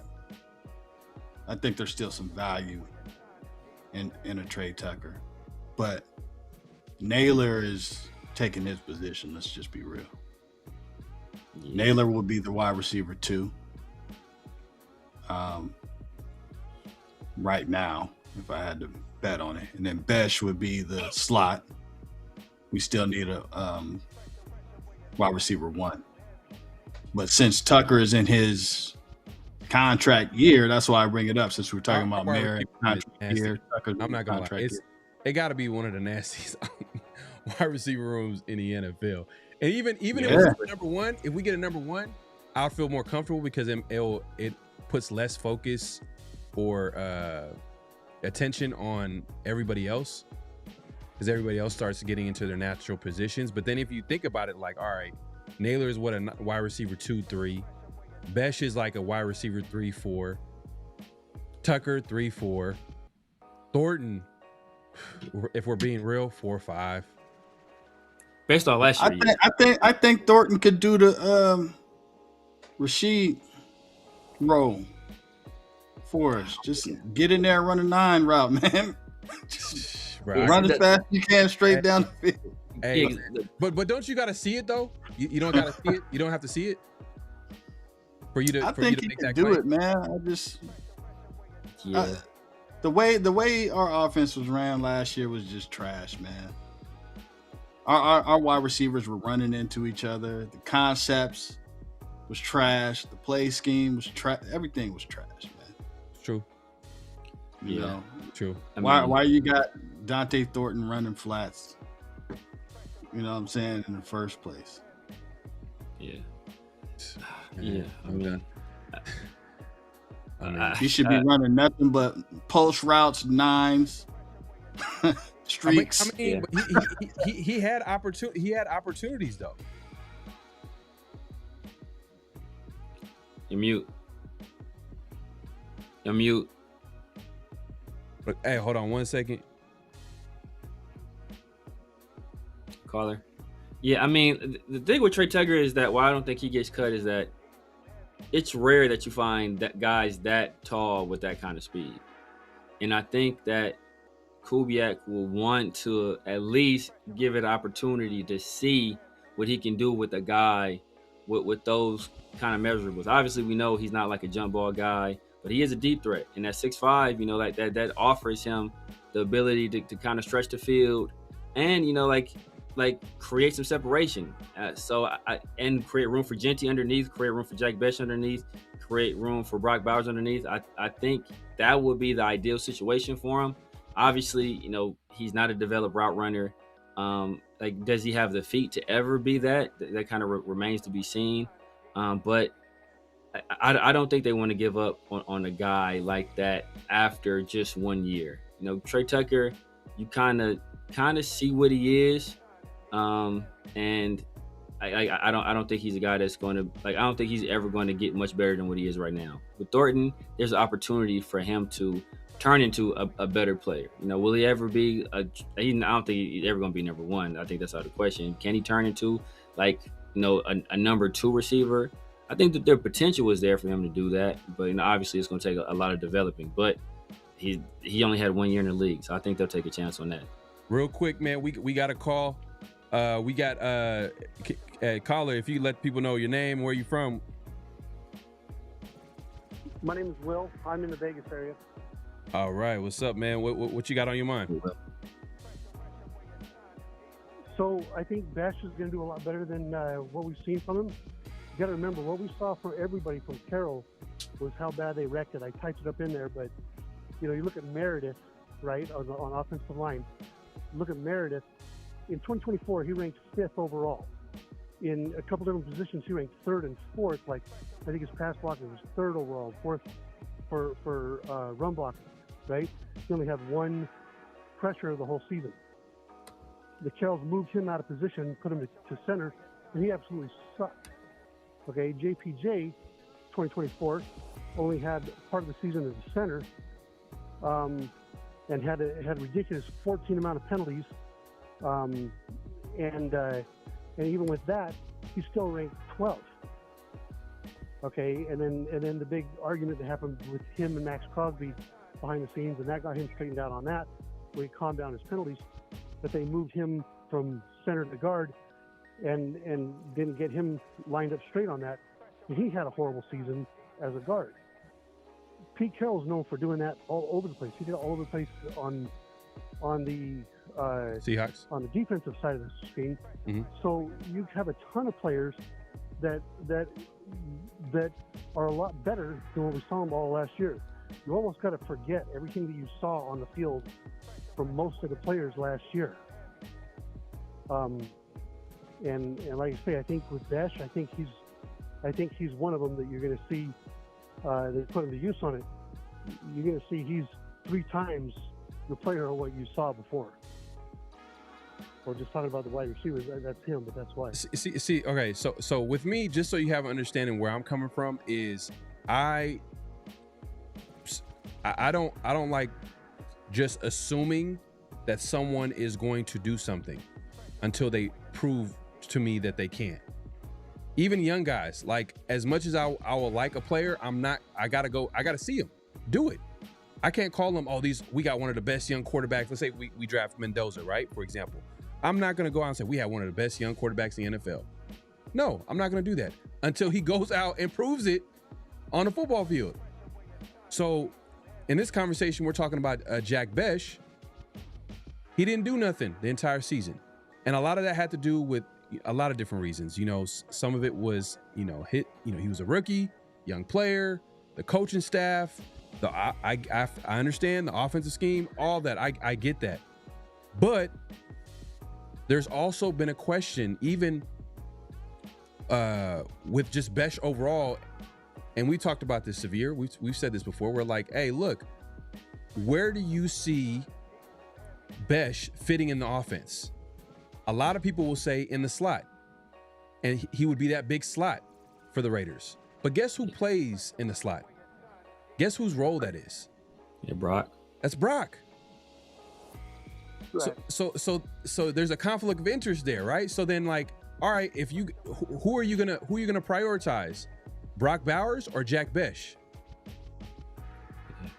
You're gonna prioritize. That's the thing. I think with Brock Bowers, if you put him back into the tight end where he's supposed to be, instead of trying to run him like a slot, and you put Besh in the slot, he would do okay there. But Besh did good as an actual receiver. And the other problem you got with that is that until you get them until you get them out there where they're running it enough to get some time on the field with it. I mean, receivers don't take as long as, say, linemen, whether they're offensive or defensive linemen. Those guys never get up to speed until like the third year. Receivers are usually in their second year when they come up. But the problem is they didn't get that. When you had Geno Smith running around half the time, and the other half the time busy throwing to the defense. Right, it's right. like you can't. I'm with you. I understand. It's like, hey, man, you made it. You're in the big leagues. Time to put up or shut up. But if you're not giving the guy the targets and you're not letting the guy run out anywhere, like remember what's his name, Renfro, right? Right. Renfro was out there dying all the time, absolutely horrible, absolutely sucked. Everybody hated him, and then finally, once he got to run his own system of it, then he lit the world on fire, and every team out there wanted him. Right. Right. I mean, Sales, man, where do you see Besh in this offense? Do you see as a wide receiver 3, 2? Does he have potential to be a 1? I think besides, if you take Brock Bowers out of it, Besh is our best wide receiver on our roster. I'm higher than most people when it comes to Besh. You got to realize that Pete Carroll was the Steve Kerr of the NFL last year. No young players got to shine. No young players got to play. You know what I'm saying? Let's just be real. Nobody got any play time. Right. I think that when we picked Besh, everybody understood that Jacoby was going to be gone sooner than later because they're going to play the same role within the offense. I don't know if he could be an X wide receiver, but I think that Besh will be the wide receiver that gets the most yards this season. Regardless if we pick up a wide receiver in the draft, I think that you're going to move Jack Besh around. He's going to be in the middle of the field with Brock. I like Besh. I think that he did great last year with the minimal time that he had. He almost caught every single pass that it was thrown to him. He was good at moving the chains on third down. I wish that he would have been able to do more in the red zone because that's where I think he could shine because he's such a big body physical wide receiver that I think he could do well in this offense. Hey, Will, man, we got Sales on your side. Yep. And I don't think it's just him. I think about half the people out there are seeing it like that. All the different shows and everybody I've been watching, everybody's coming to the same thing. And I find like, oh, good. I felt like it wasn't just me going crazy thinking about that. The guy when I kept hearing it from multiple people. But I don't think we're gonna ever count him as what everybody thinks is a true wide receiver 1. Because you start thinking about like Tyreek Hill, right? Somebody who outruns a freaking Corvette, right? Yeah. So you're not going to see it. He doesn't have that speed. He's not going to be that deep threat. Right. Now, if we were still running like Gruden's, offense, that would be painful to not have it. But that's not how Kubiak ran his at all. It's quicker, shorter passes everywhere, and the quarterback's going through the reads real quick. And that's where I think it's going to work out good, with Besh Mendoza, because that's what he does well. Is he does good pre-snap reads, and he goes through his progressions accurately and very quickly, and he's on target with his passes. So that's where I think you're going to see it. The part that, as a Raiders fan from the mid-'70s, that I'm going to be missing is we are not going to be seeing, the big 65, 70-yard, attempting bombs everywhere. This ain't going to happen right now. Now, but keep in mind, this is the first time we're coming close to a real rebuild in 20, 25 years. So this whole season, I'm not even watching it for wins and losses. It's going to be all about what happens in 2027. because this year is going to be figuring it all out. There was too many holes to figure out. We got a lot of picks, a lot of things to go with that. But everything we had, where we did have people, like Miller was great at tight end, and Meredith was good in guard in 2024, but we didn't have the depth behind it. And that's what they're doing right now is not just getting the base positions, but trying to stack in the depth with it. So I think what you're going to see is more like trying to get a real wide receiver one probably next season. We'll see. Trade for one. We'll see. We'll see. I mean, Severe. I know. Severe, what you got on this, man? What you got, man? Do you feel like Besh is the wide receiver 2 on this team, or he's the second best receiver on this team? My guy Will. He's a very nice person. He's a very nice person. But no, man. Besh. I don't think Besh will ever live up to being a second round pick. I don't think he'll ever do it. I don't think he'll ever do it. You think about, so let me ask you this. How many seasons in college do you think Jack Besh had over 1,000 yards? He played 4 years. I don't think he had 1,000 yards once. One. I kind of only watched the last one. Okay. Once. It was once. How many times do you think he had over 800 yards? Once. How many times do you think he had over 500 yards? Once. And he had to go to the Big 12 to do it. And to get, like he said, 91 targets. Somebody said in the chat, 91 targets. He had to get 91 targets to get 1,000 yards. So it's like, I don't see him ever. I don't think he has the ability to separate consistently at the NFL level. I think he's a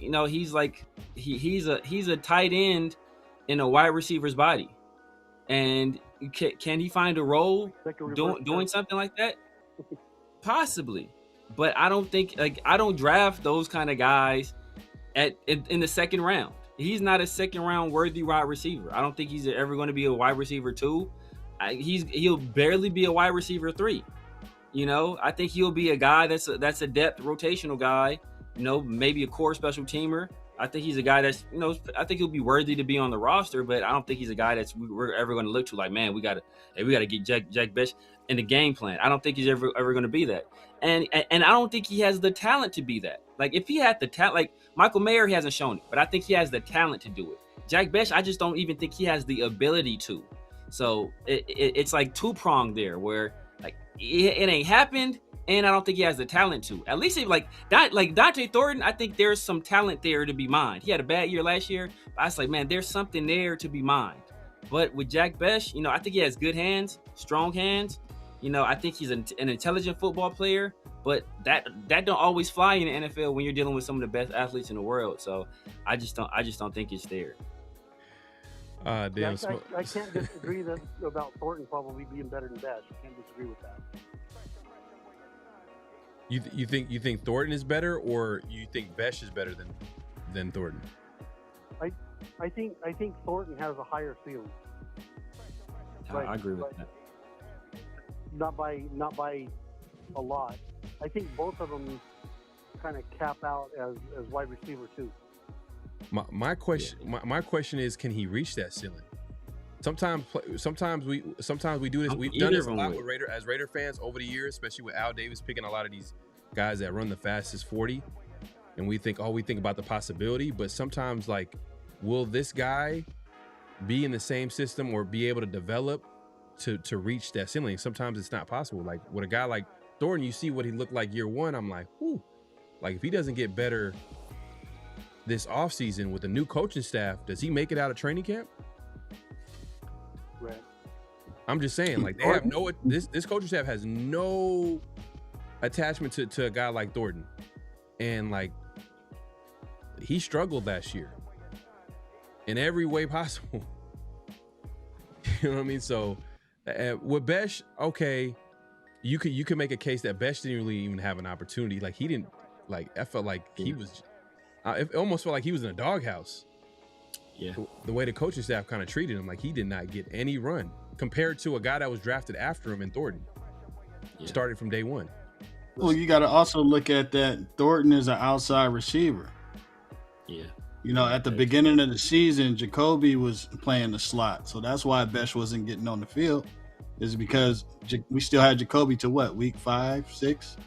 Yeah. I would give you that, but when Jacoby got traded, Besh was still wasn't getting any snaps. He was still DNP, didn't play. Yeah, nobody besides Ashton Genty in last year's draft class got any play. That is true. Consistent play, yeah. Well, yeah. Thornton got a lot of play, I would say. Thornton got a lot of play on the outside. Yeah. Thornton was just out there running routes. He was. Thornton's out there doing. He was out there getting his cardio in, basically. But yeah, I mean, I feel that because when we first drafted Besh, the speculation we started talking about it then was like, this could spell the end for Jacoby because he's like a slot kind of receiver too. So we started saying like, you know what, maybe Jacoby's days are numbered. But like I said, I just don't see it. I don't see it out of Besh. Even when I was watching him at TCU, I wasn't overly impressed with what he did. People was, he had more yards than I forgot when he's at LSU. But first of all, he was playing tight end, and it was like only 489 yards. So it's not like he put up some monster year. Like it's like 489 yards. So like I just don't see it out of him. I just don't see it out of him. Yeah. Hey, Will, man, we appreciate you calling in. We getting some calls. Any last thoughts, man? As far as what you're expecting moving forward with this team? No, I just hope everybody like tampers down on, you're already hearing people talking, 7, 8, 10 wins, going to playoffs. Man, it's like, no, guys, this is a rebuild. Facts. Exactly. Calm down, pump the brakes. Yep. Settle. Don't even watch the wins and losses this year. Exactly. Watch what happens. It's going to take us through 2027, even though we really got. Hey, I can appreciate that. I can appreciate that, man. Appreciate you calling in, Will. Have a good one. All right, you too, bro. All right, man. Good call, man. Appreciate that, man. Facts. Yeah. I can appreciate Jack Besh, is that you? Nah, man. Will. Hey, man. He's a nice guy. Yeah. He believes in the team and players, and he just, hey, look, he's willing to be patient with some of the guys on the roster. He's understanding of what happened last year, and I get that 100%. But to say, man, second best receiver, man, that's the state of the Raiders wide receiver room. Is like, man, exactly. You can say a statement like that, and you have to think about it. It might be true. It might be true. That's the thing, bro. It might be true. Like, that's what's crazy. It may be true. So, hey, I just call in. I seen that someone called in while Will was on the line. Call in. The number, as you see it on the screen, is 856-209-5978. Black Salesman, we appreciate you coming through. I know we're getting close to that time, so if you haven't already, make sure to click and hit that like button, hit that subscribe, and hit that notification bell. Also, the calling number is 856-209-5978. Call in before we wrap up the show. But in other news, Mark Davis was in the news, and I guess a lot of people were like, "Oh man, is Mark going to sell the team?" and this, that, and third. But it seems that I think the Raiders or Mark have put in. They're going to vote for Mark's succession plan, or not just even that. I believe it's. Let me pull this up here, so I guess so I can make sure. I think I had this up earlier right here. Yeah. All right, so here we go. So NFL owners are set to vote on the Raiders succession plan. Sources close to Davis say he has no intention of selling his majority stake. The vote would mean that if and when Davis or his heirs did decide to sell, Durbin, a limited partner, would have the option to buy the club. Owners would then have to approve Durbin as a new controlling owner per league rules. So Durbin is basically getting first dibs, but that's not the only thing that's being voted on as well. Davis is also selling roughly 7% of the team to Durbin. So in total, him and I think in total he would have like 15%. If everything goes through, he'd have 50% controlling stake of the team, which I'm thinking is probably the next second. probably the second biggest Because there's other owners that we don't really talk about too much, but there's other owners of the Raiders. Well, it's Davis with the majority, then it's Durbin, and then it's Meltman, and then it's Wagner and Brady.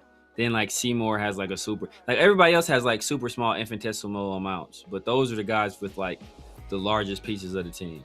Well, Other people, they essentially don't matter. Well, Davis owns the controlling stake, but the controlling stake is 40%. Exactly. So yeah, that's why I don't think this is a big deal. I think this is just part of the process of being an owner. Is if you don't have kids, like Mark Davis doesn't have kids, so you have to have a successor in case something happens to him, or if he does get too old and can't, if he gets in his Al Davis type of years, Right, you know what I'm saying, that he has to give the team to somebody. So I think this was all part of the plan when Durbin came in anyway. Yeah. So, but it just seemed like a chess move for Durbin, though. I think this is ultimately he wants to own the team. Oh yeah, him and Tom Brady. Yeah, for sure. Man, that's crazy. Him and Tom Brady. I always figured that Tom Brady was going to be the next guy, regardless. So the fact that Durbin is stepping up and doing this, maybe I feel a little bit more comfortable with that. I think it'll run more. I mean, people might get what they wish for, right? They kind of want the Raiders to run more like a normal business. I don't think Mark Davis operates it like a normal business because of the connection that he has to the team, the love he has for the team and for the organization.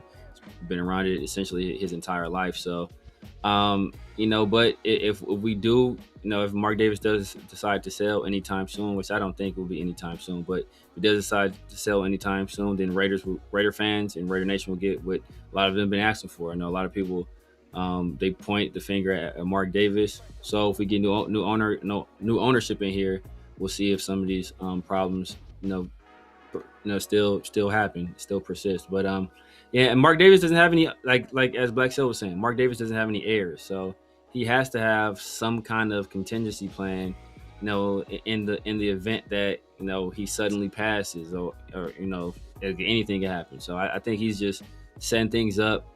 He trusts Durbin. Durbin has the money to do it. Not a lot of people have the money or the resources to be able to buy it outright. So Durbin wants to make sure that he has the right of first refusal. So, and what it also does is give Mark Davis more cash to do more things. Like we see all these coaches we've been firing, all these players we've been signing, all these upgrades to all these facilities. That's because Mark Davis got some liquidity, and so he gets more cash in hand that allows him to do more things. And he's a guy that's, like, say what you want about him, he's invested a ton of money, a lifetime's worth of money for most people into this team. Well, yes. He's invested to make more money. So he's been winning. And yeah, he's been winning. There will be ways for him to make more money without investing that money into the team. Like, he could, instead of firing these coaches perpetually, he could just sit on these coaches and not pay coaches to not work for the team. So the fact that he's been willing to do that if anything, that's acting in his own disinterest. He's invested the money and paid out the money to improve the team. If he wanted to just treat this team like a credit card, he could easily do. We've seen what that looks like with other franchises, whether that be in the NFL or in the NBA. So that's not what he's doing. Right. Yeah. But I do think that he's gone. He's made mistakes along the way. Oh, of course, yeah. Oh, yeah. He's made terrible decisions, not just mistakes, just terrible decisions. Terrible decisions, and he knows that he gets in his own way, because when it really comes down to it, he'll be like, oh, on one hand, he'll say, I don't know as much as my dad. You know what I mean? I'm not a football guy. But on the other hand, he's basically like showing up in a locker room, arguing with the head coach to know what's going on. Like, reportedly, I remember Vic Tabor said, like, after every game, he would talk to like Del Rio, and then with John and McDaniel, and with John told him straight up, like, that's not happening. We're not doing that no more. And Vic said that stopped with John Gruden, because there was came back with AP, right? Came right back with Josh McDaniels and with AP. You see what I'm saying? So, but see, How can you say you don't know nothing about football, but you at the end of the game, what are you talking about? After every game, I can understand after a season, like, you know what I mean? Because this is your team. You own the team. I'm not, hey, I think he's the owner of the team. But after every game, like, you know, and that's why, and to give him credit though, I think that's why Tom Brady is in the fold. That I think that's the plan is, you know, we all know what it is. Like he's going to be the guy that's going to be overseeing the GM and the coach and the football side of things. And my hope is that Spytek is the guy really making the moves, and then, you know, Tom Brady just a resource.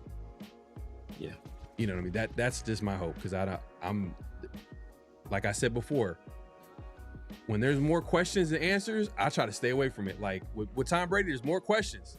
Like, I don't know what he's gonna do when it comes. Because we've seen former players, you know, try to dibble and dabble as like general managers and president of football operations. Sometimes it doesn't go too well, especially for all-time greats like, you know, the Jordans. You know what I mean? Like, so we don't know how that's gonna look like. But it seems like there's an influence by Brady, but then Spytek also had, you know, Spytek is also he's like, it seems like at least this offseason he's had a little bit more say compared to last offseason. Last offseason was a weird situation. Like, he didn't hire Pete Carroll. We all know what happened. Like, Pete Carroll was getting interviewed before a GM was announced. You know what I mean? Like, so we know what happened. It was a arranged marriage, and then from there, you can argue was Genty a Spytek pick when we seen plenty of interviews where Spytek is talking about the trenches. Premium position. Talk about premium positions all the time. Premium positions. Yeah. Yep. Talking about pass rushers. Like, I'm not gonna let go. Like, you know. But it is what it is, man. But it does make you think now. Like, Mark Davis is like kind of moving towards a succession plan. It does kind of make it seem like Durbin is going to be the guy. Like, if he's getting first dibs, most likely he's not gonna allow that to go anybody else. Like, I think we have a long time before we have to even worry about that, though. Yeah, I agree. Because and look, and Durbin is smart, because Durbin's only like 53 or something like that, so he can wait 20 years and still get the team and be cool, right? So he ain't got to be in no rush. He got a nice ownership stake in the team.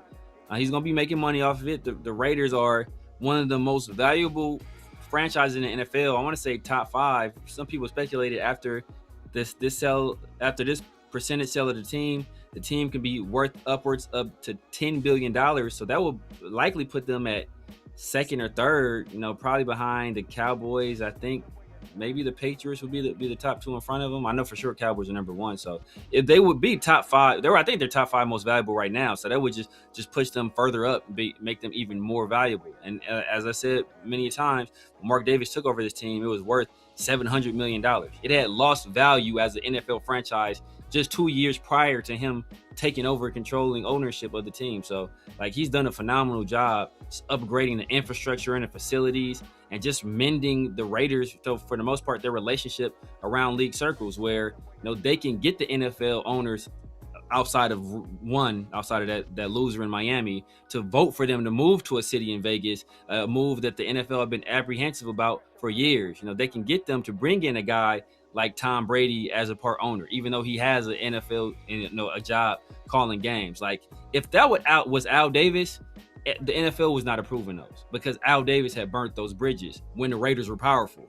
And then when the Raiders were low, he didn't have any sway anymore, and it was a different league.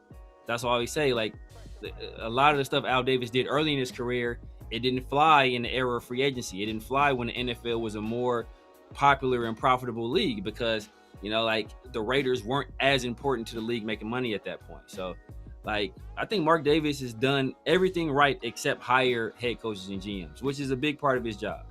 And, you know, so, like, you can't excuse him for that. He's, you know, get an A for effort, but that don't, but you get an F for execution. So at the end of the day, we'll see.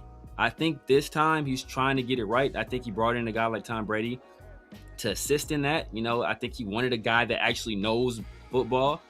So I think that's why Tom Brady's here. I think they brought in, for the most part, some people from organizations that have done well, whether that be Brandon Hunt or Patch or Spytech. Like he's took guys from the Broncos who have drafted well recently. Obviously, the Eagles, who were a Super Bowl winning team, the Buccaneers, who were a Super Bowl winning team at one point. So I think he's trying to do the right things. He's trying to build a culture of winning, and we'll see, if this is the time where it actually sticks. Yeah, and I hope it works out. But my thing is that it wasn't even a question of like the coaches and GMs not working out, because that happens around the NFL. It's not just the Raiders. Like there's plenty of coaches and GMs that don't work out.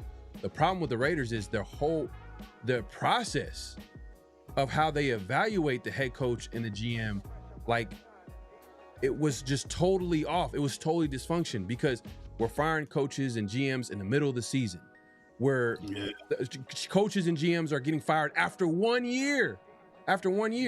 Now 5 coaches, 5 GMs, 5 seasons. now, yeah, exactly. And look, I'm not saying that the owner has no right to fire a coach or GM. I'm not saying that. But what I'm saying is, if you fire someone after 1 year, especially a coach and a GM, where they're like, especially a GM, a general manager, their whole thing is long term. It got to be an extreme example. It has to be extreme. Like something happened. Like, for example, Urban Meyer, he got fired with the Jacksonville Jaguars after 1 year. What happened that first? Everything that can go wrong went wrong for Urban Meyer, and it ended in scandal with Urban Meyer, which led to him getting fired. Okay, that's people again, lap dances. That's understandable. But like, for the most part, coaches should at least get 2 to 3 years.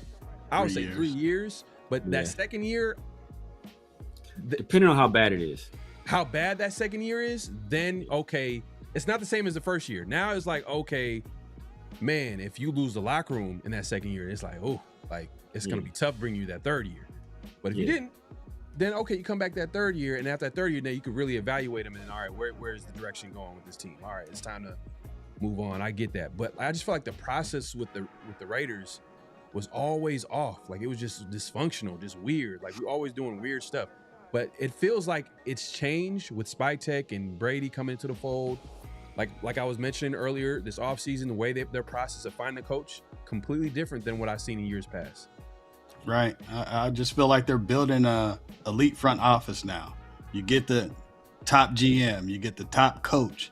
Now you're bringing in Durbin, and now you got the pockets. You know what I'm saying? So there's nobody laughing at the Raiders right now if this vote goes through. Because now, you're no longer the Mark Davis in Oakland where you're the brokest owner in the NFL. You got the pockets now. You got billions behind you. You got Tom Brady. You got the GM. You got the coach.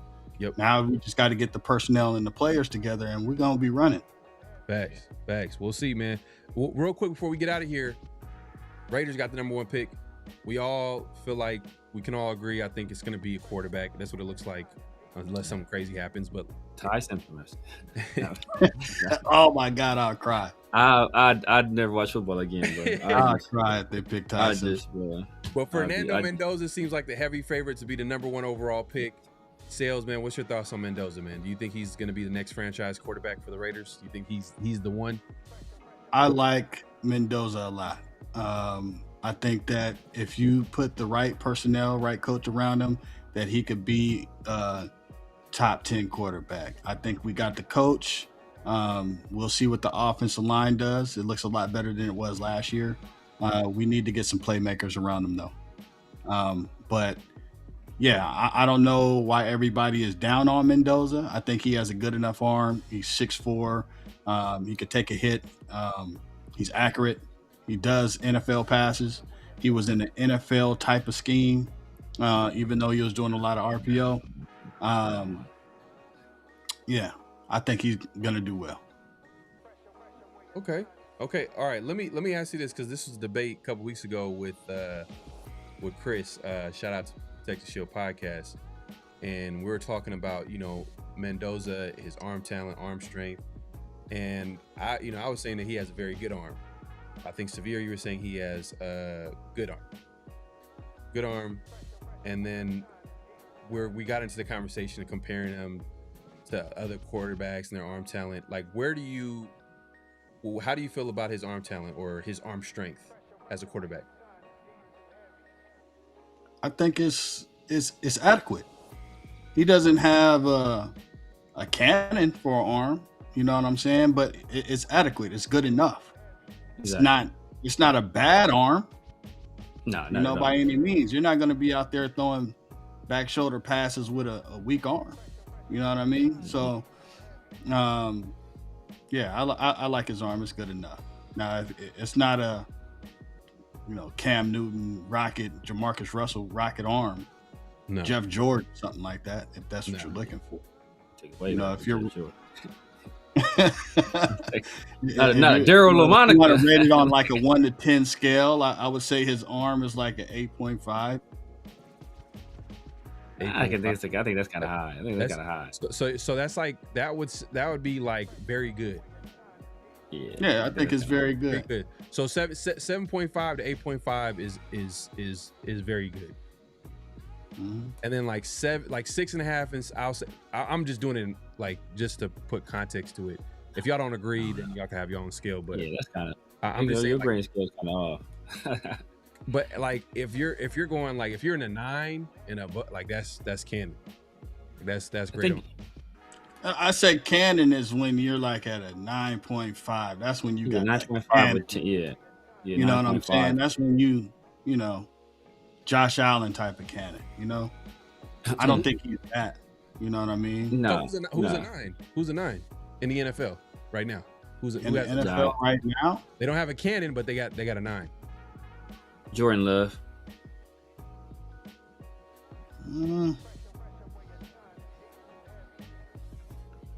I don't know who really. I mean, Caleb has a cannon. I think Caleb would be like it's 9.5 though. I'll put him in that 9.5 category. For just arm strength. Because you said 9.5, and I was like, okay, what's a 9 though?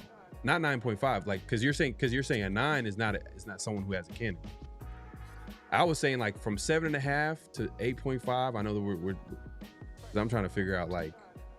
Nah, I mean, Darnold had an arm coming out. Darnold has an arm. Sam Darnold. So he's a 9. Yeah, I would say. Yeah, I mean, Josh Allen. Josh Allen has a 10. 9.5. Josh Allen 9.5, 10. Yeah, Josh Allen has a cannon. Caleb Williams has a cannon. Lamar has a cannon, but it's not. There's arm strength. Stafford. Pat is up there. Pat's there. Stafford has a cannon. Michael Penix has a cannon. Does he always go to the right place? Joe Milton has like a 10 point. Joe Milton off the scale. Joe Milton not even on the scale. Mahomes. Yeah, Mahomes got a scale. Yeah, Joe Milton not even on the scale. He's just above the scale. Yeah, I mean, like I said, Joe Burrow. Where do you put Joe Burrow? Joe Burrow's right around Mendoza's in terms of arm strength. So I think Burrow doesn't have an arm to me. I think Joe Burrow's about as where Mendoza's at. Burrow's like a good as far as arm strength, he's probably like 6.5 to 7.5 range. Like good arm. 7.5. Good arm. Nah. As far as arm good strength, arm is adequate. We're just talking about arm strength. We're not. I would put him. I think. We're not talking about all those things. We're talking about pure arm strength. I think he's slightly below. He's slightly under Mendoza. So 6.5. So if Mendoza's in that 7.5, I will put Burrow like 7.5. I'll put Mendoza like, I guess 8. 7.7. He's like 8. Like he has enough arm strength and has a good arm. He's not quite very good, but it's more than good enough to make every throw he need to make. And I think that's the most somebody important. In the chat, Hummer. He's saying that Mendoza, he would never be a top 3 quarterback in the league, but top 10, not a strong arm. Well, I mean, look, Drew Brees didn't have a strong arm. You know what's crazy? People don't remember. Like people forget. Like Rodgers didn't have that arm coming out of Cal. He actually got his. I think his arm got stronger while he was in the NFL. Yeah, it did. You know, because I watched had an arm. No, I'm not saying that he didn't have, but he didn't like. his arm got better once he was in the NFL. Yeah, like you could tell like he got stronger. Like it just got better. I don't know. I'm like when he was at Cal, he wasn't doing what he was doing with Green Bay. Like the accuracy. I don't ever think he's gonna be a Rodgers type of level with a can. Rodgers is like top 1%. Yeah, Rodgers. You could argue that Rodgers has the best arm of all time. Like, you can legitimately make the argument. Like Mendoza's not gonna get there. I don't think he'll get there. I but think like I think he has more than enough arm strength. Think. Yeah, he has more than enough arm strength to make every single throw you need to make. Where did you guys have Derek Carr? Derek Carr has a cannon.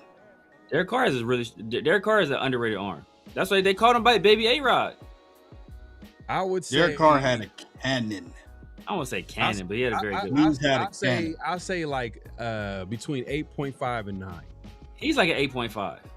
I think Derek Carr's like 8.5. That's why Mendoza's not because you know why I say that is because there's a difference between, because you say he got a cannon. There's a difference between Derek Carr and Stafford. But Stafford probably got like 9.5 or 10. Stafford is in that top 1%, right? Yeah. But like all the guys, I think DC's right underneath that. Like go back and look at that first year with Devontae against Kansas City. Oh yeah, he was. No, DC had arm. He had arm, but I'm just saying. He had a good arm. I think he had a very good arm, but I don't think it's like elite. Like 9.9. I can't go that. He's an 8.5. Yeah, I can't. I think y'all need to go back and watch some Fresno State tape, man. DC had a cat. No, but I'm just saying that. Look. All the guys you mentioned, I thought DJ. DC got cannon. I'm not the biggest Derek Carr. Just Bills does have a cannon. Just Bills do got cannon. He just don't know. He can't do anything with it. No, but all the guys that you mentioned, I think that had a better arm than DC, and that's like no shot at DC. DC had an arm. Exactly. Like, you mentioned Stafford, Caleb Williams, he has a strong arm. Josh Allen, and the people that you mentioned that had a cannon. Obviously, Aaron Rodgers. When his name came up, who else did you guys say? We didn't mention Flacco, but Flacco obviously had a cannon.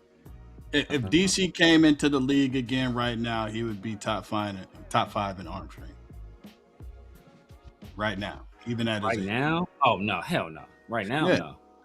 You got Josh Allen, Caleb Williams. You talking about just starters? Just starters. Stafford. Yeah, just starters. Stafford.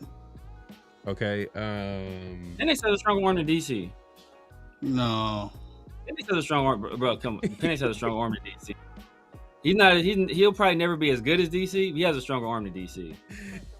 For sure. When he said that, it was hilarious. He was like, no.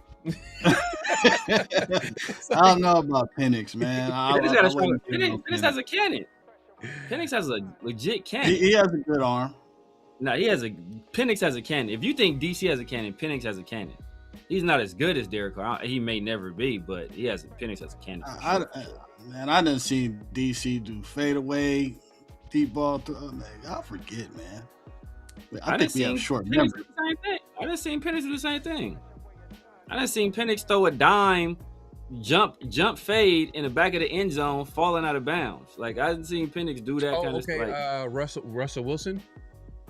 Russell Wilson right probably now. 9. Oh, right now. Are you talking about at his peak? His peak. But I ain't gonna lie. He was throwing probably rockets. He probably like a 9.5. Remember against the Cowboys, he was throwing some bombs.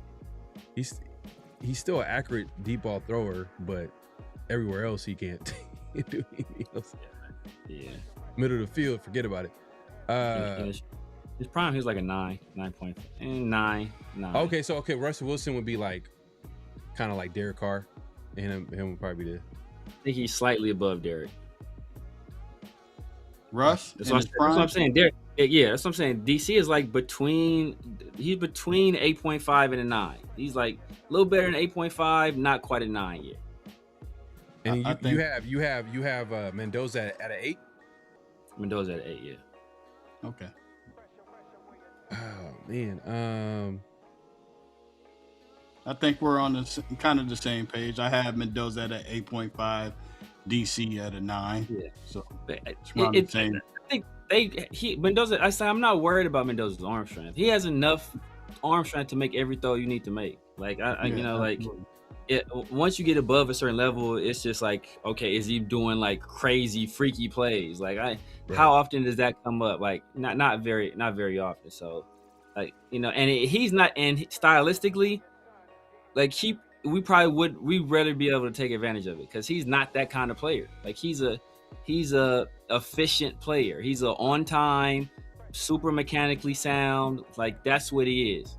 Like he's not gonna be a guy that's gonna be like running around like I'm throwing sidearm and like that's not his game. Hold on, because I'm really thinking about I'm really thinking about like the quarterbacks with like the biggest arm strengths in the NFL, and I'm like, Trevor Lawrence where do you outrank him? Trevor Lawrence.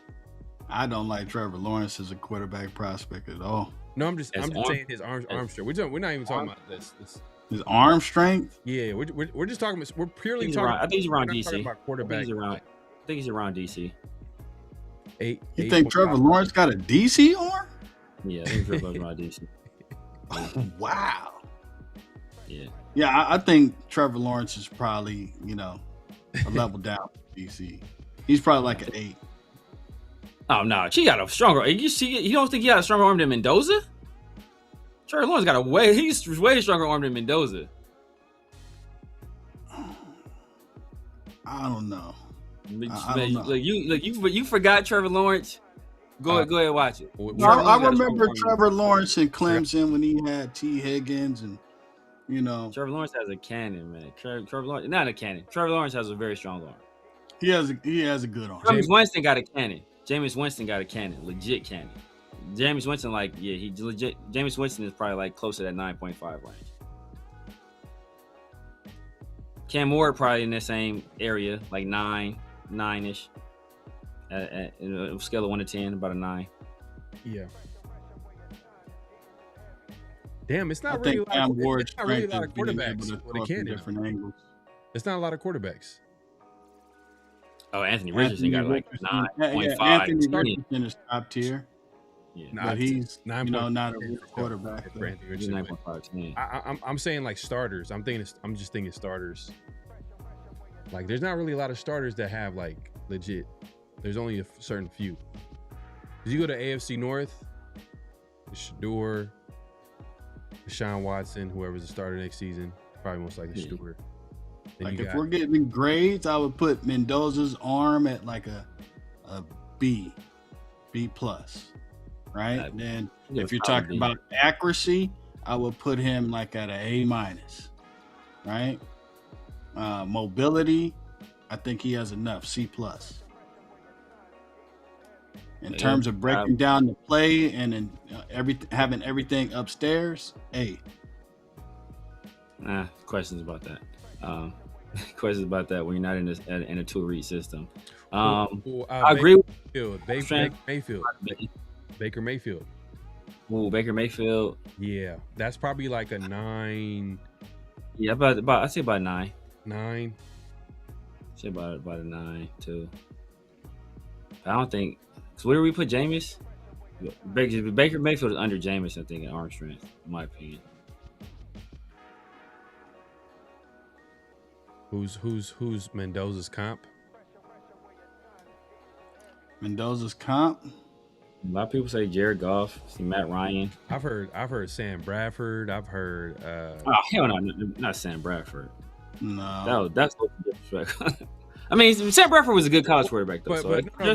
When he came in, Sam Bradford wasn't bad. It's injuries kind of like the injuries. Yeah, he was a good college quarterback. He was really good at Oklahoma. But he actually came in. He didn't look bad coming in. But it was just like injuries, and the Rams were just Rams disgusting. At that time were disgusting. Like they were not a place for a developing quarterback. So we're just hopefully the Raiders ain't going. I'm not going wood. I don't want. But yeah, Sam Bradford, athletic Jared Goff. I've heard that. I've heard Matt Ryan. Some people threw with Matt Ryan. I like the Matt Ryan with less of an arm. I'm cool with that. I like the mobile Joe Flacco with less of an arm. Yeah, I think Kirk Cousins is a solid one too. I think he has better arm than Kirk, but I think That's a solid comp too. Brock Purdy does not have a 7 point. Brock Purdy has like 6.5. Brock Purdy got a cool arm, man. I think 7.5 is fair. Brock Purdy got a pretty good arm. Nah, I don't think his arm strength is. I don't put it at a. Maybe you talking about his arm. Because anticipation is what makes Brock Purdy great. Yeah. It's not his arm strength. His arm strength is like 7. I think it's above average. I think it's like slightly above average, like 7.5. I think that's fair. I don't know. Remember, like that's why people kind of liked him coming out of Iowa State. Like, man, this guy has some arm talent. He's just small. But like arm talent is not. It's not necessarily arm strength. Yeah, it's part of it. Arm yeah, but that's folded into it though. That's folded into it. But when we're talking about arm, we're just talking about pure arm strength. I think it's a 7, 6, 6.5, 7. I give him 7.5. 7.5 is fair. I think. All right, 7.5. I think that's fair. Damn, and you put Mendoza at 8. If you think Brock Purdy's a 7.5, Mendoza got to be 8.5. You got to be at least. Nah. I think that's about fair. Man, that's wild. Mendoza took his pass for 60 yard touchdown. I like the Eli comparison. Say that again. Rick said that Mendoza's comp is Matt Ryan and Eli Manning. I like the Eli comparison. Like coming out of Ole Miss. I mean, people thought he was number 1 overall pick for a reason. Mendoza's throwing advantage is accurate. He's like Burrow with that. Yeah, I think that's it. Nah, he doesn't have Burrow anticipation. That's what made Burrow a fucking freaking nature. Mendoza has solid anticipation on certain concepts, especially if he recognizes the defense early on, but he doesn't have Joe Burrow anticipation. Joe Burrow got like eyes in the back of his head. That's what made Joe Burrow so special. Finn says, I see Burrow. College success off the charts and hit targets all over. The thing about Mendoza, what you're kind of betting on, is him getting better. Because he got a lot better from what he was early on as a quarterback prospect with Cal and then all the way to Indiana. Yeah. Because there's certain things that like he can get better at. And I'm not going to lie, like, man, what I'm scared about him is his pocket presence. Who's? Mendoza's? Mendoza, yeah. Yeah, his pocket presence is not poor. His toughness, not his toughness. I'm talking about like feeling pressure. Yeah. He'll stand in there. He'll deliver a throw. Yeah. Like, you can't question that at all. But his pocket presence when but that's like a lot of quarterbacks though. So I mean that's because and the thing is too, he hasn't been in like under center too much in college. So then like, but and that's a lot of people. That's a lot of college players though. Yeah, and then the thing is though, like pocket presence is huge when you under center. Like you got to be in that pocket. You got to be able to maneuver in that. Yeah, and that's the part. Just subtle movements in the pocket too. Just doing enough to shift. And a lot of times he drops his eyes and he feels pressure and he starts running around. And sometimes he's able to make a play off of it, but a lot of times it will result in a sack. And like I said, he had a super simple system. His coach told everybody on national TV, it's 2-read system. 2 reads, check it down. And that's one thing he was criticized for. If you look at the tape, like he leaves yardage on the field because he doesn't always go through his progressions. There are times, he's not saying he's never done it. There are times you can see him do it, but it's not about, as we talked about earlier, it's not about what you can do once or twice. It's about what you consistently do. And it's not something that you see him consistently do. The hope is that, with time and, better coaching, that he can turn that into something he consistently did, but it's not something he consistently did at Indiana. You worry about the fact that his production jumped once he got with Cignetti in that system. And, Cignetti had a Heisman finalist the year before, went to the CFP the year before, only lost 2 games the year before. I think only lost to Notre Dame and Ohio State, the 2 teams that were in the national championship that year. So it's like people, he dragged this Indiana team. Like, you mean the Indiana team that was in the CFP the year before and only lost to the 2 CFP participants? People just have these narratives around them that, because he had the magical run. So they didn't see the beginning of the year. They weren't paying attention to beginning of the season Mendoza. They saw a late year Mendoza when he to his credit, he really improved. And you're hoping that wasn't just, lightning in the bottle. That's just who he eventually became as a player. Hey, but you know what kind of, you got to include this in his, somehow, some way, you got to include this with Mendoza. It's like, for whatever reason, I already know this dude is going to be 100% all in football. Like, he is not going to do, and he's in Vegas too. And he's in Vegas, and I know that he's not going to be out there gambling and going out partying. Like, For whatever reason. For whatever reason. He's going to be all in on football. That's what I know. And I think, and it showed when he was in college. Because he got a lot of guys in that locker room. So he's focused on the guys in that locker room. That's disgusting. But man, we appreciate everybody coming through. Make sure to clock in, hit that like button, hit that subscribe button, hit that notification bell. We're going live on both our channels. Man, we wrapping it up, man. Make sure at this point, clock out, man. Hit clock out, hit that like button, hit that subscribe button, hit that notification bell. We appreciate everybody pulling up. We appreciate Black Sales Sports Talk coming through. Hey, I appreciate y'all having me on here, man. Yeah, man. Man, we appreciate the conversation. If you guys haven't already, make sure to give Black Sales Sports Talk a follow on IG, Instagram, as well as subscribe to his YouTube channel, as you see it on the screen. Black Sales Sports Talk, man. Guy has good takes. Sometimes I agree with him, sometimes I don't, but he backs it up. So we appreciate him coming on and having this conversation with us. Severe, let the people, actually, they always do, man. Why everybody always do this, man? Like, last second, try to call in. Hold on 1 second, man. Yeah, definitely got to have you back on here, brother, man. Appreciate you making the time for us. I know you're a busy man, but all right, man, who's calling in, man? Name and where you from? Man, it's the coach. You know who it is. Where you from? Coach is calling to troll us, bro. Man, hey, where you from? What do you mean where I'm from?